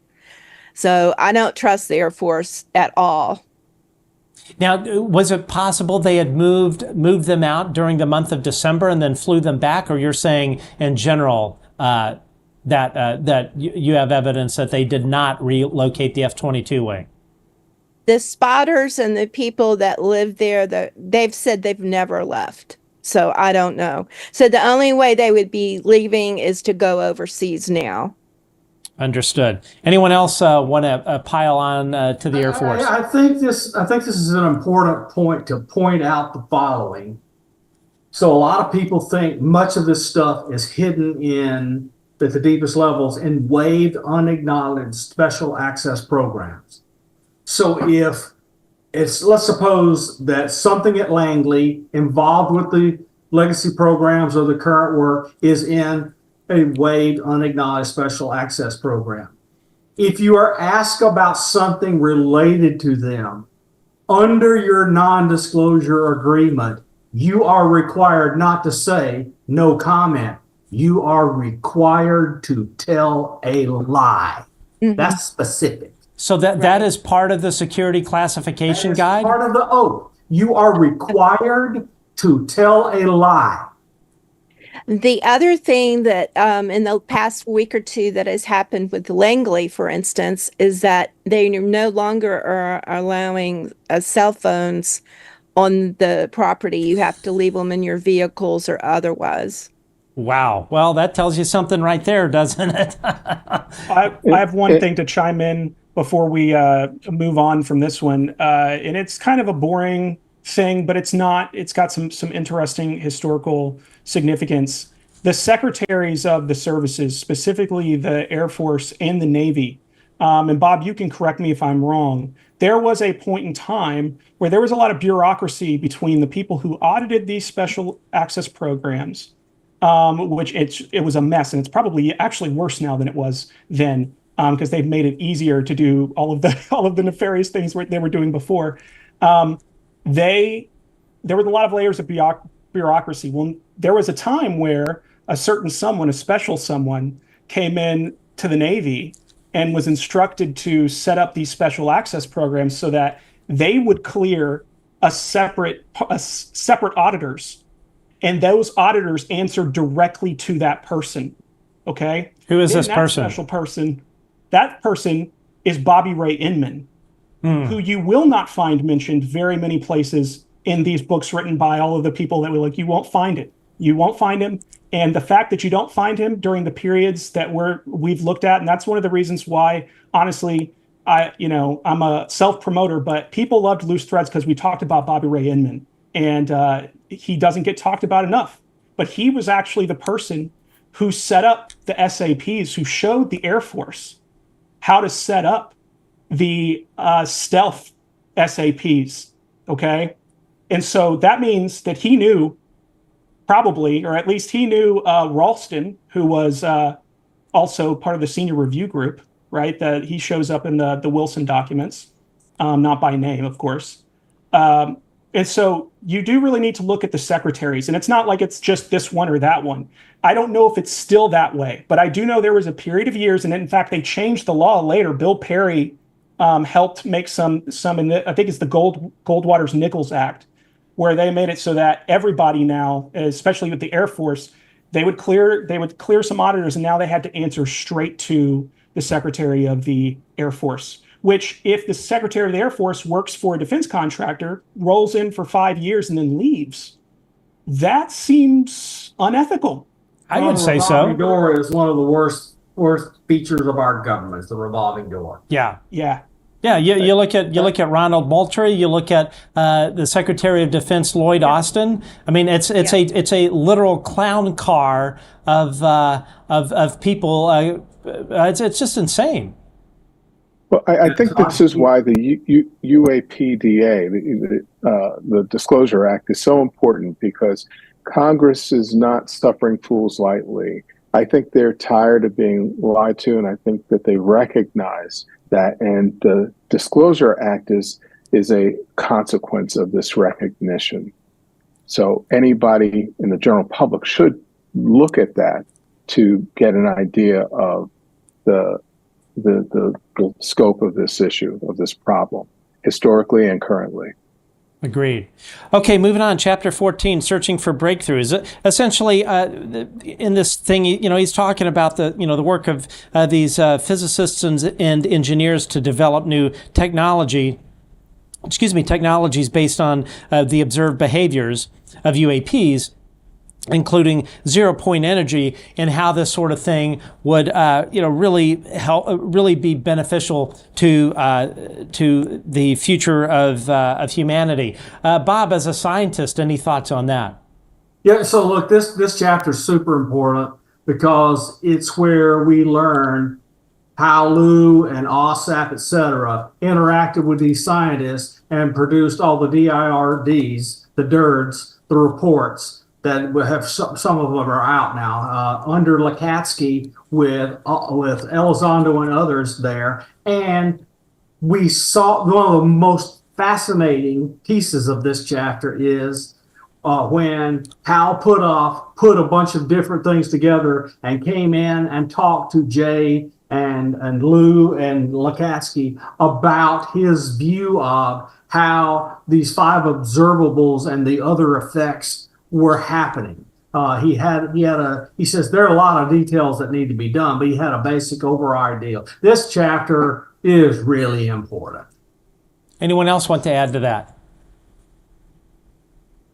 Yeah, I said my piece on that at the beginning, at the very beginning. Just it's really interesting for him to mention that, and I think he did mention EMP along with the Roswell case in this chapter, which historically is pretty significant. I think it's something that researchers probably suspected, but to see it, from someone like Dr. Hal Puthoff is very interesting because he has talked to a lot of important people. He brought Nolan in and the genetic testing that went on where lots of people that have stuff have Cherokee blood in them. Wow. Including Lue Elizondo. Yeah. There you go. Anyone else? All right, let's move on. Chapter 15, USS Roosevelt. This, of course, recounts the encounters of UAPs with the crew of the USS Theodore Roosevelt, which of course is a Navy aircraft carrier. And these incidents occurred when they were doing carrier strike group workups off of the eastern shores of the United States in the early 2010s. Lou talks about how Navy pilots reported seeing these strange objects that could maneuver obviously in ways that they had never encountered before. And the thing that that he talks about is, despite the extraordinary nature of these encounters, these incidents were met with skepticism and a lack of serious investigation by people up the chain of command. And he says here, quote, despite the overwhelming evidence, there was a sense of disbelief and a reluctance to fully acknowledge the significance of these encounters. Keith, I mean, it really just kind of seems like people just burying their heads in the sand, which just blows me away. Because to me, when I hear of these encounters, that says that these encounters are jeopardizing the safety of our men and women in uniform, especially the ones flying jets in these operating areas. Absolutely. And the real truth is that we don't know how many encounters our servicemen and women have had because there was no place to report it. They were discouraged highly due to career consequences from reporting it. And there were, we don't have an idea of the scope of the problem. Now, maybe some other bodies of government do, but the general public does not know. And it's the same on the Homeland Security side. We don't have an idea of the breadth and depth, the frequency of this type of incidents occurring. So I can only imagine that if we had a proper mechanism in place within government to report these things, that we'd have a much better understanding of what we're dealing with, at least the number of incidents and the types. Question for the group does everyone have an opinion as to why there is reluctance to send this up the chain of command? Is it purely you're worried about your retirement? What is it? Is it institutional? Any thoughts? If you are going to have to testify in front of Congress, you don't need to know this information. And they've done that, and in fact, I think you reported on that, didn't you? That there was somebody who refused to take a briefing. Didn't you? I believe you did. Yeah, it was Ronald Moultrie refused to be briefed before he went and testified in front of Congress. And of course, Ronald Moultrie wasn't a board member. He was an advisory board member to Battelle. Big surprise there. Mm-hmm. Mm-hmm. Yeah, and I think the other thing to think about is we like to think that counterintelligence is all about us, right? Like sitting around here on a podcast. No offense, it's great that we're here. I love podcasts as a medium, but we're just talking on YouTube. I can't personally do anything about any of this.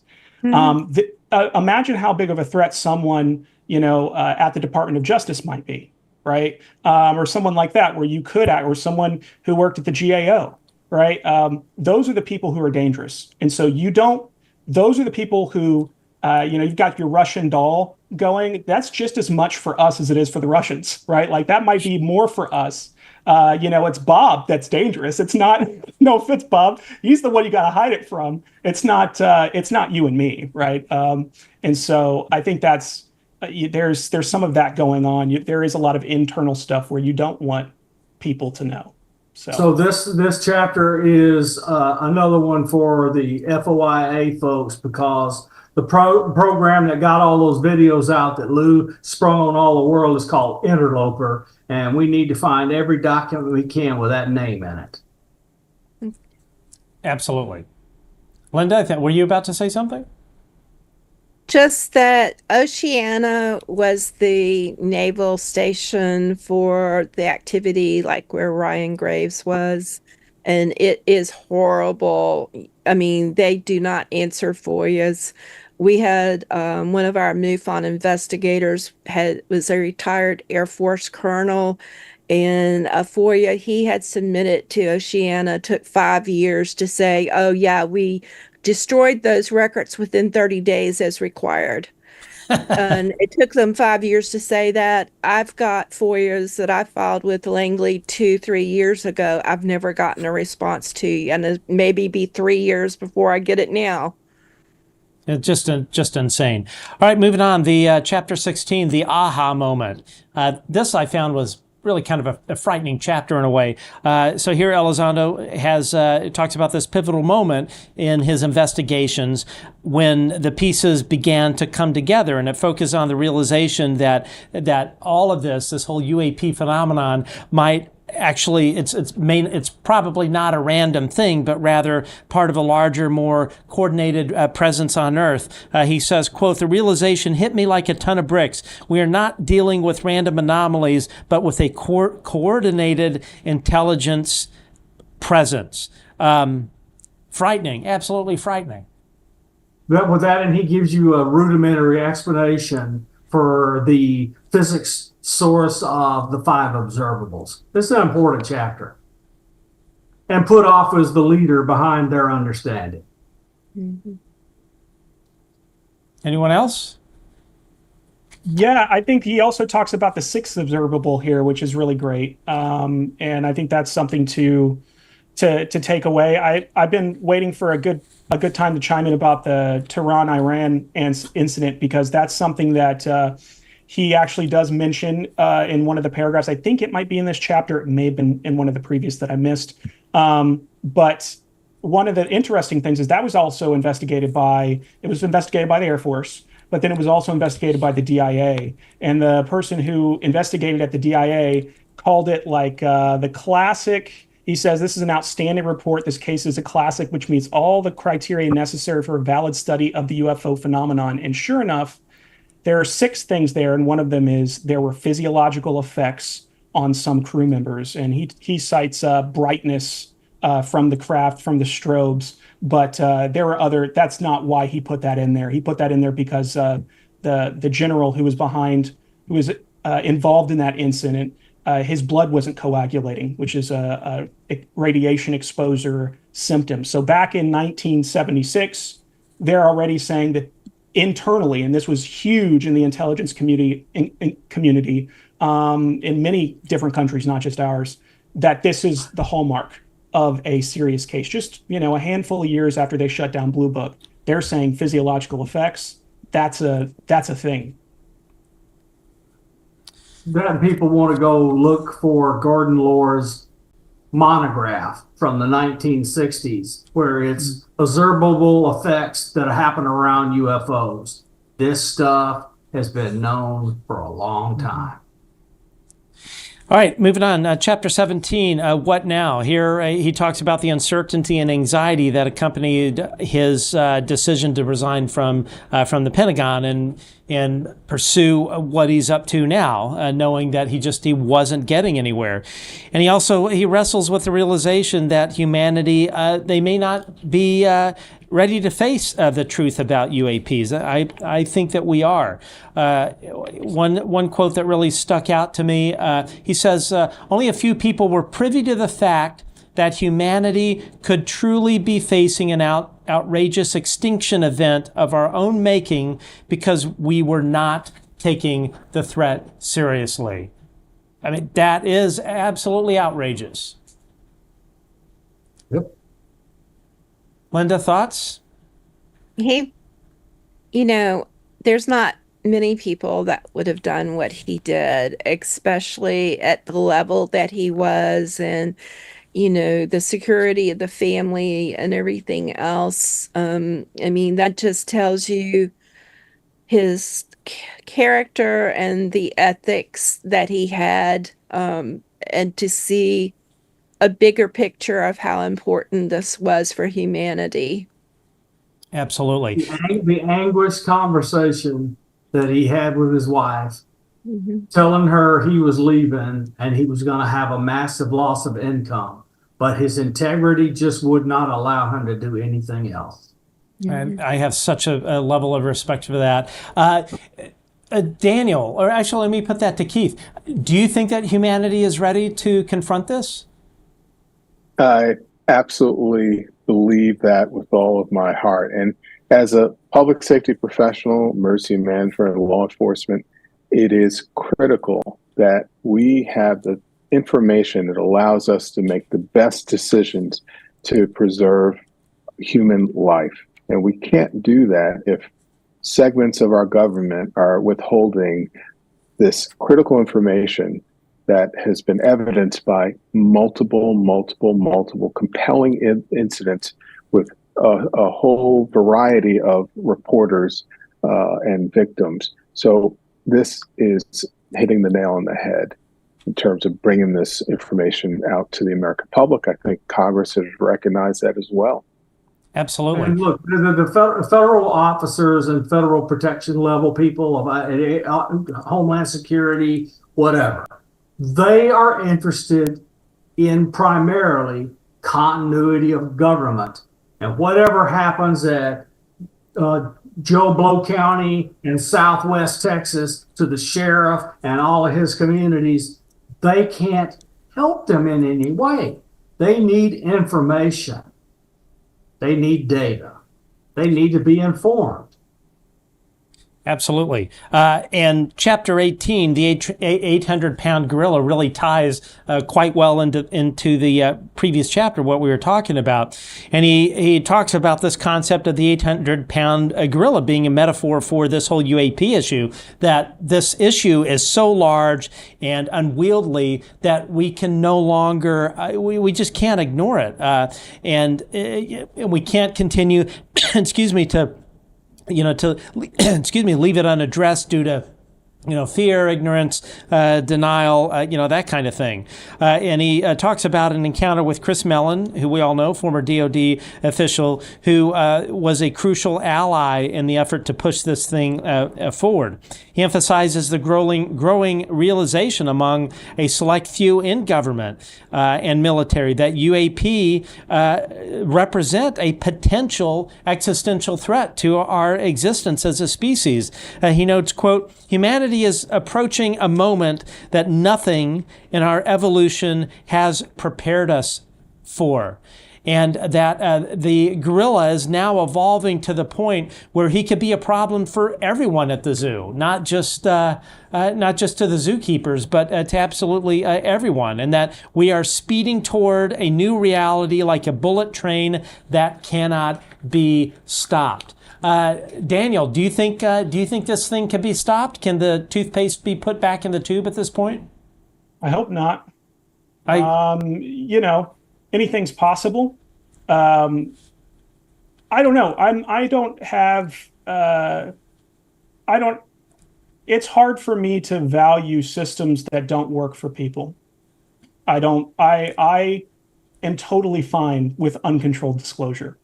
And I think that any semblance of control by anybody, it's an illusion. And I think that even they, whoever they are, it's an illusion at their level too. I think that's a fundamental lesson. I think that reality is the only teacher of lessons that we don't want to learn. And I think that control, right? I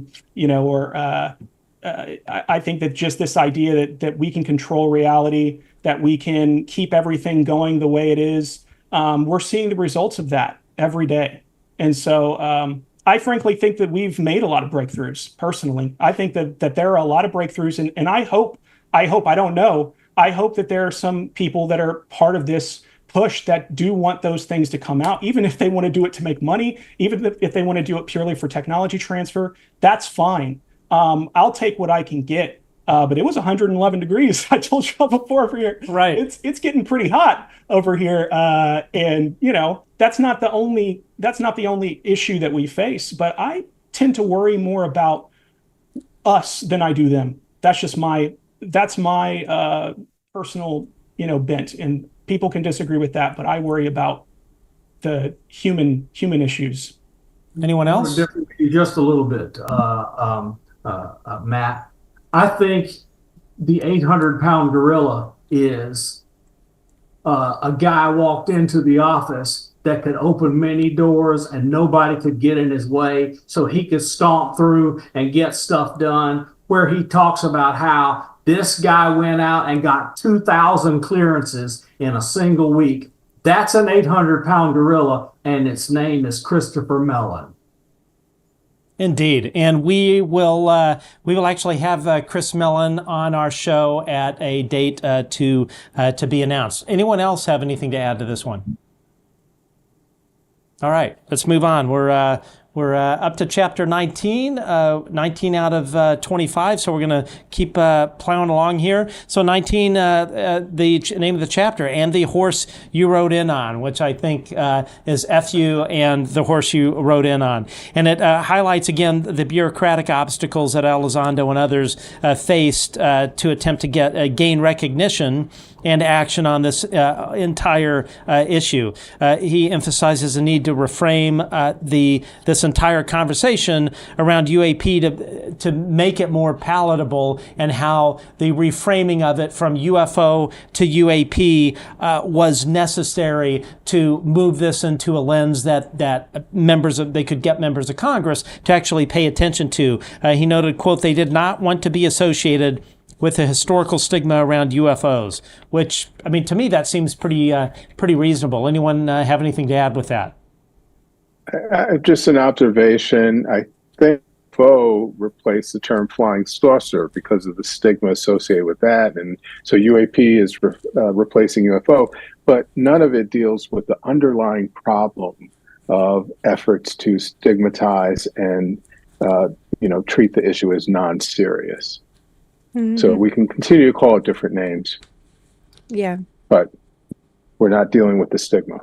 Yeah, absolutely. Lynda, do you think that was a necessary sort of evil to change it from UFO to UAP to get this thing to move forward? I mean, I understand the stigma reason that they state. I don't like UAP in any way. I much would prefer a term that includes transmedium, and because it goes through everything, not just air, not just water, it can go through mountains and other things, can go through buildings. I mean, a lot of that's already been proven, and it's not all aerial. So I don't like the term for those reasons. Understood. Yeah, I think a lot of people feel that way. Chapter 20, the three heads of Cerberus. Here, Lou talks about the difficulties he encountered in getting the right people within the government to pay attention to this whole thing. He likens it to the challenge facing the three-headed dog Cerberus from Greek mythology, representing the four formidable barriers that stood in the way of progress.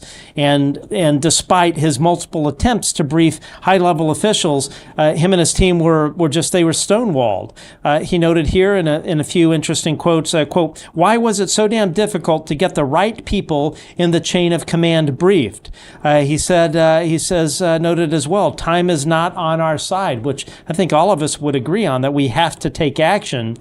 And of course, one of the biggest questions of this whole thing, like how do we unwind 80 years, if not more, of official official denial. So, why is it so hard to get the people in power, or the people that seem to not know about this stuff, to get them to pay attention? Until they're zapped or they're taken up in a craft, or their daughter or granddaughter is abducted or other things happen to them, they aren't going to care probably. Is it just people leadership burying their head in the sand, or is it a more sort of sinister reasoning and for money, or getting that sweet job at Battelle Memorial Institute when you leave OUSDINS? Any thoughts on that, Bob?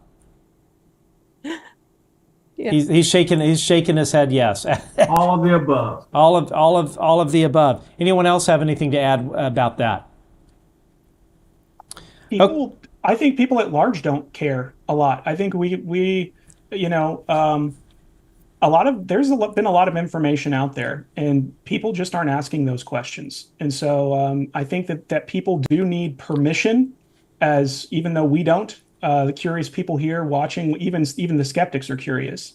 I think that people need permission to be curious and ask questions, because my experience has been when you open up, when people know that you're into this subject, all of a sudden people you would never expect start saying, "Oh, I didn't know that you knew about this. What do you think about the moon?" Right? Oh, yeah. What do you think about? They start asking all of these questions that they've been dying to ask someone, and they just need permission. And sometimes the permission can come from you, but it needs to come from the president. Is really where it needs to come from, because that's something my co-author Hermes is very passionate about. Is we can mess around with Congress. But it really does need to come from the executive office. And so I know that people are making that push. But I think it'll need to come from somebody at that level of government for people to engage with it in the way that they ought to engage with it. All right, chapter 21, out of the airlock. We'll go through this one quickly. Sorry, someone was going to say something? No, I thought the title was funny. Yeah, indeed.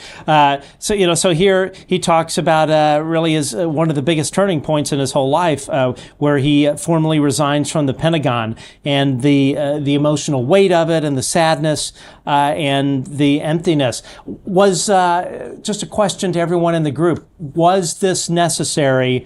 Let me ask it this way: would we be where we are at now had Lue not left the Pentagon and did what he did?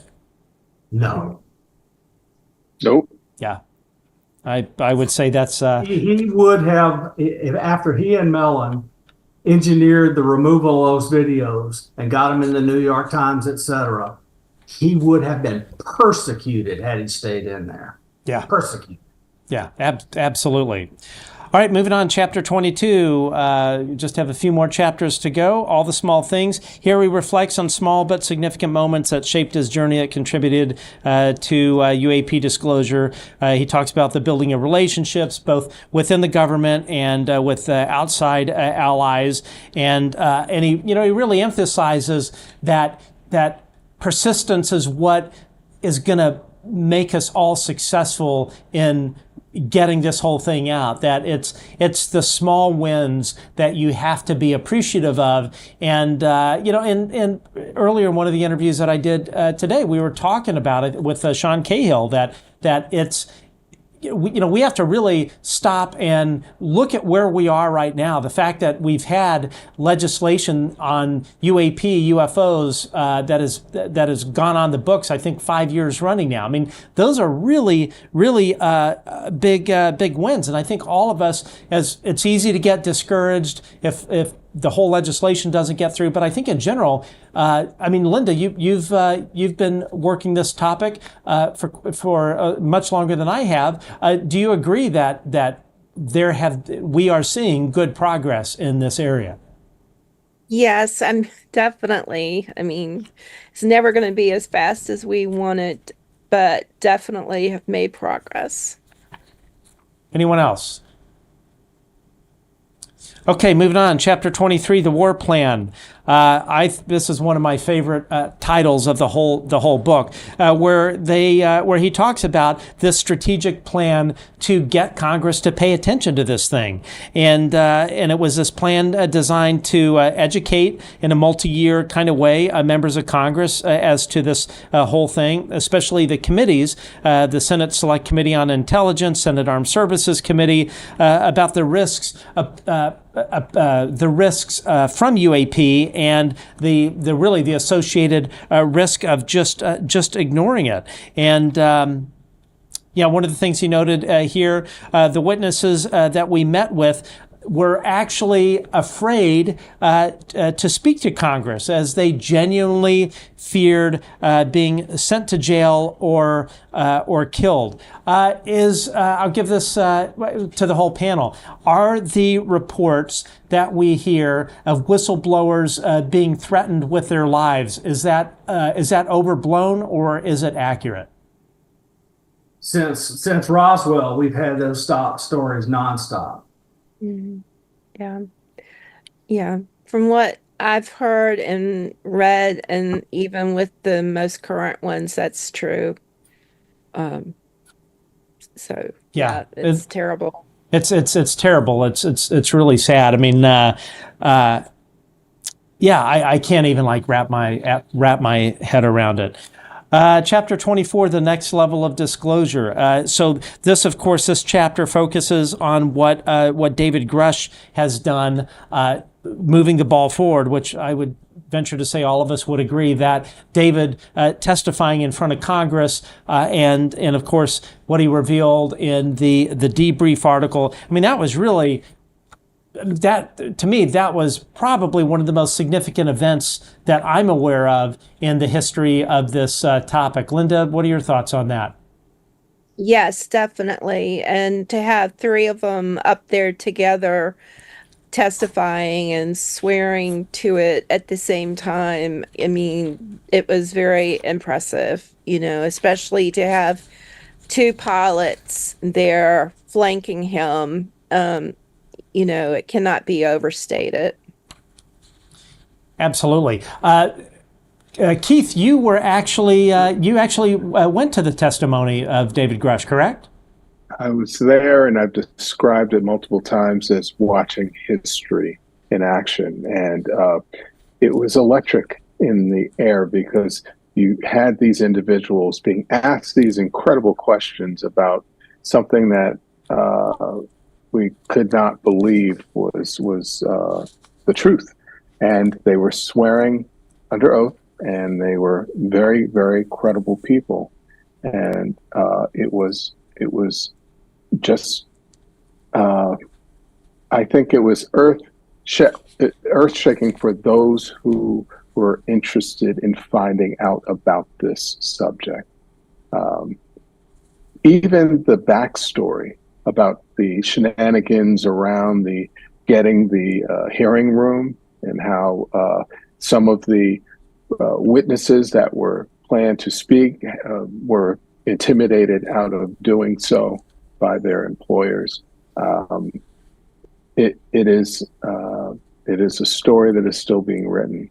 It is indeed. And his final chapter is called New Horizons. And really what I might take away from this is that it's up to all of us to make our voices heard, to move the ball forward and demand transparency and accountability from elements of our government that have hidden all of this from all of us. And that, we are the ones, we have to pick up the phone. We got to call our lawmakers, email our lawmakers. We cannot just let this go back let the toothpaste go back in the tube. It's up to us to keep this relevant. And with this, we'll have our closing thoughts from everyone here. Normally we'll do questions at the end of this, but we are 2 hours and 20 minutes into this, a very long show. I think this is probably our longest, and our chat moderators have been here this whole time. So we're going to wrap it up here. So Lynda, what are your feelings on this? What can the average American or anyone in the world, for that matter, do to keep the ball moving forward? Okay, so it's an everyday thing. I mean, don't be silent about it. You can feel people out. One of the things I've seen repeatedly that helps to open people up about it is to just, with a friend or whoever, just casually say, "Have you ever seen anything that you can't explain?" And that sometimes it is will open the floodgate to conversations. And they may not say anything that day, but the next week they may say something to you that, "Oh yeah, so just everybody, yes, we want Congress, we want the presidents, we want all the politicians to push this through, but we need the everyday people being educated about it. And, I share stuff and I'm sure people probably think, well, but I still share things with them. And what the American people want, because I've talked to so many in the past year about stuff, is that they tell me, and this is Christians, this is everybody, it doesn't matter who they are. We know that there's things out there, but we want to have somebody confirm it to us so we can talk about it without the stigma and people thinking we're crazy. Daniel, your thoughts? Yeah, I think that was great. That getting permission is really important. I think that really just kind of to reiterate some of the things I was saying earlier. I think that just being open-minded. What the people who keep this secret want is for us to reduce it to ideology. They want us to stovepipe the conversation, to stovepipe ourselves, and the phenomenon will not allow it.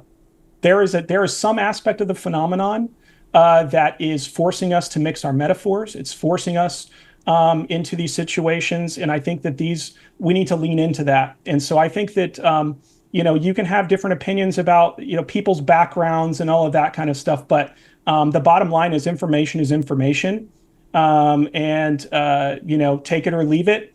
I think that we need to realize that this book and also just where we are is built on a lot of people. It's built on a lot of people, and ufologists. These people, they want to turn history into a game, and they ruin the best players. And so, what I'll say to you is, you should beware the unruined.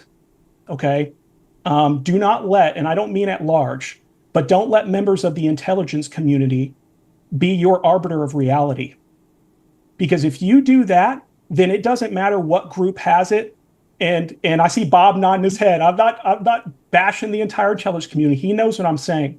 These are not the people who should be making decisions about what we know and don't know. And I'll just leave it at that. And I'm glad that the book has been written. It is historic because it's there. And like Bob said earlier, I think dig into it.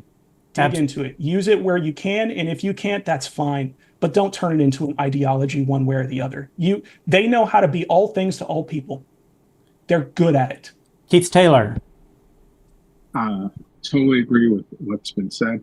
And I'm actually just going to reference 3 websites: UAP Guide, UAP Caucus, and Declassify UAP, to provide information, especially political action, as we have the UAPDA in the balance currently in Congress.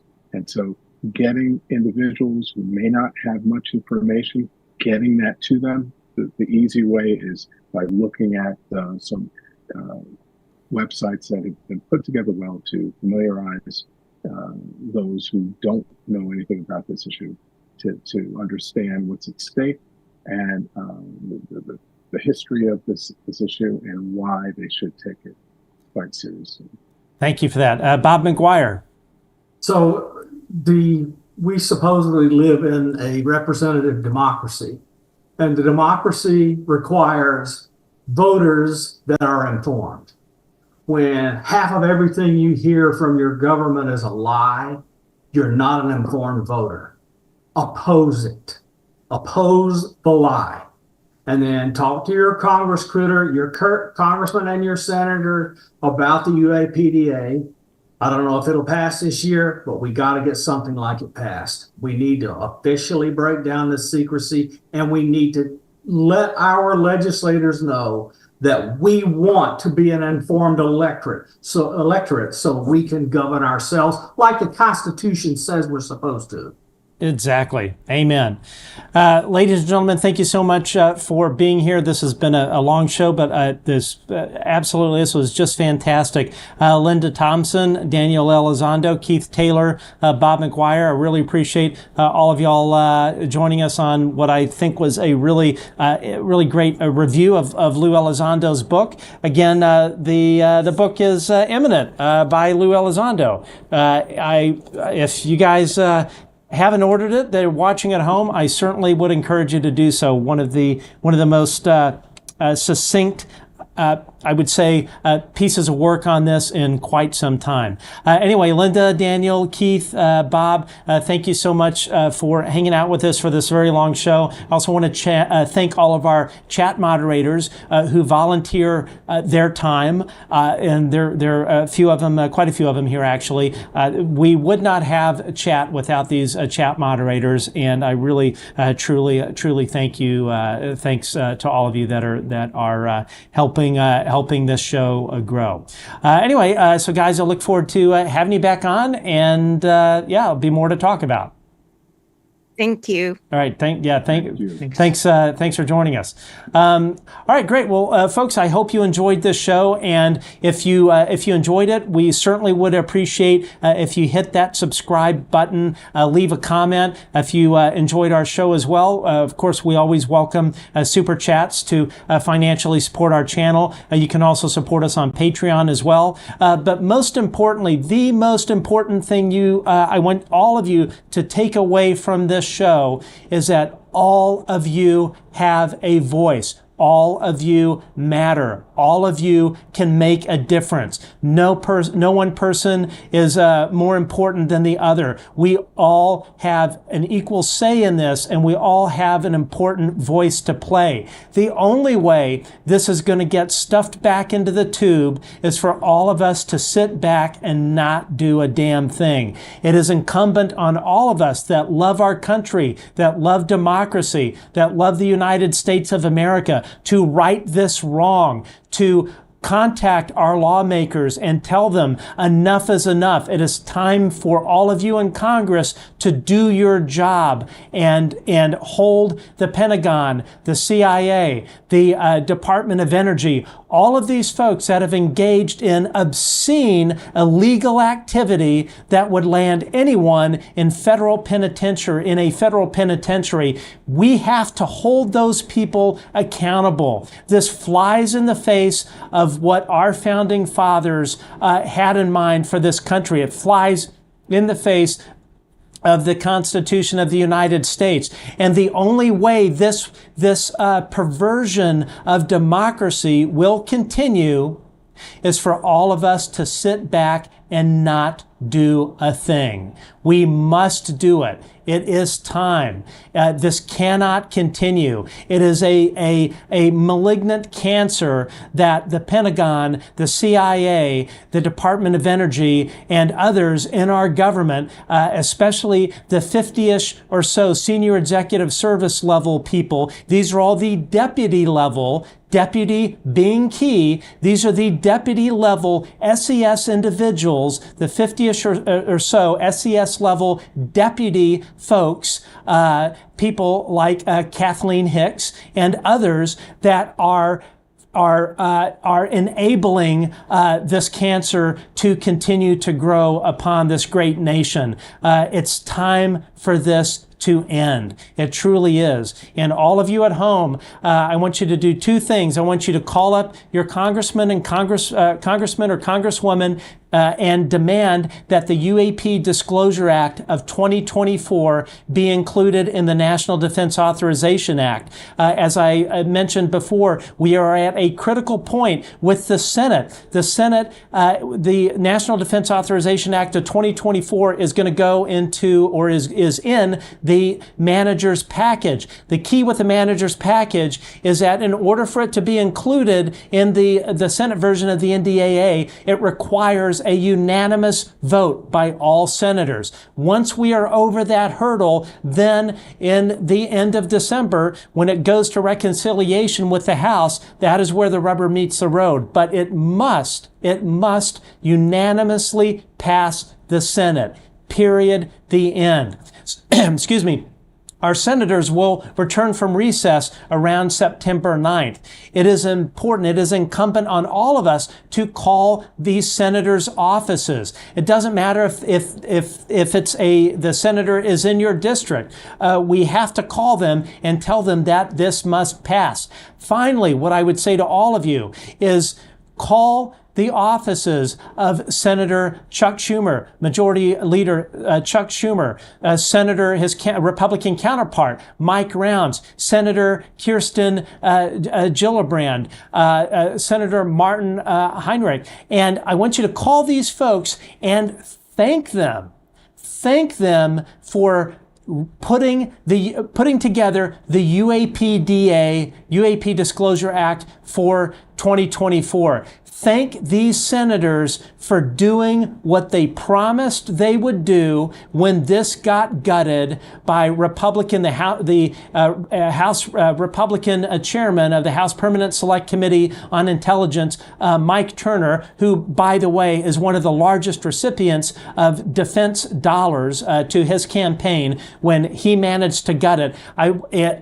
Senators Schumer and Rounds made a promise to the American people that they would bring this to Congress again, because they understood what Congressman Mike Turner did was an absolute perversion of American democracy. It is a prime example of someone in Congress who lives to have his pocket lined with defense dollars. It flies in the face of everything that this country stands for. So call these members of Congress and thank them for doing what they are doing. Because if it were not for Senator Chuck Schumer, Senator Mike Rounds, Senator Kirsten Gillibrand, Senator Martin Heinrich, and others, if it weren't for them, we would not be where we are at legislatively. But most importantly, if it were not for the sacrifices made by our military veterans, Lue Elizondo, David Grusch, and countless others that have dealt with this. The bravery by Lue Elizondo and David Grusch of actually putting country and service before self. I cannot think of a better example of love of country and sacrifice, self-sacrifice than that. We owe them a debt of gratitude. Call your lawmakers, call them tomorrow, and let's get this thing done.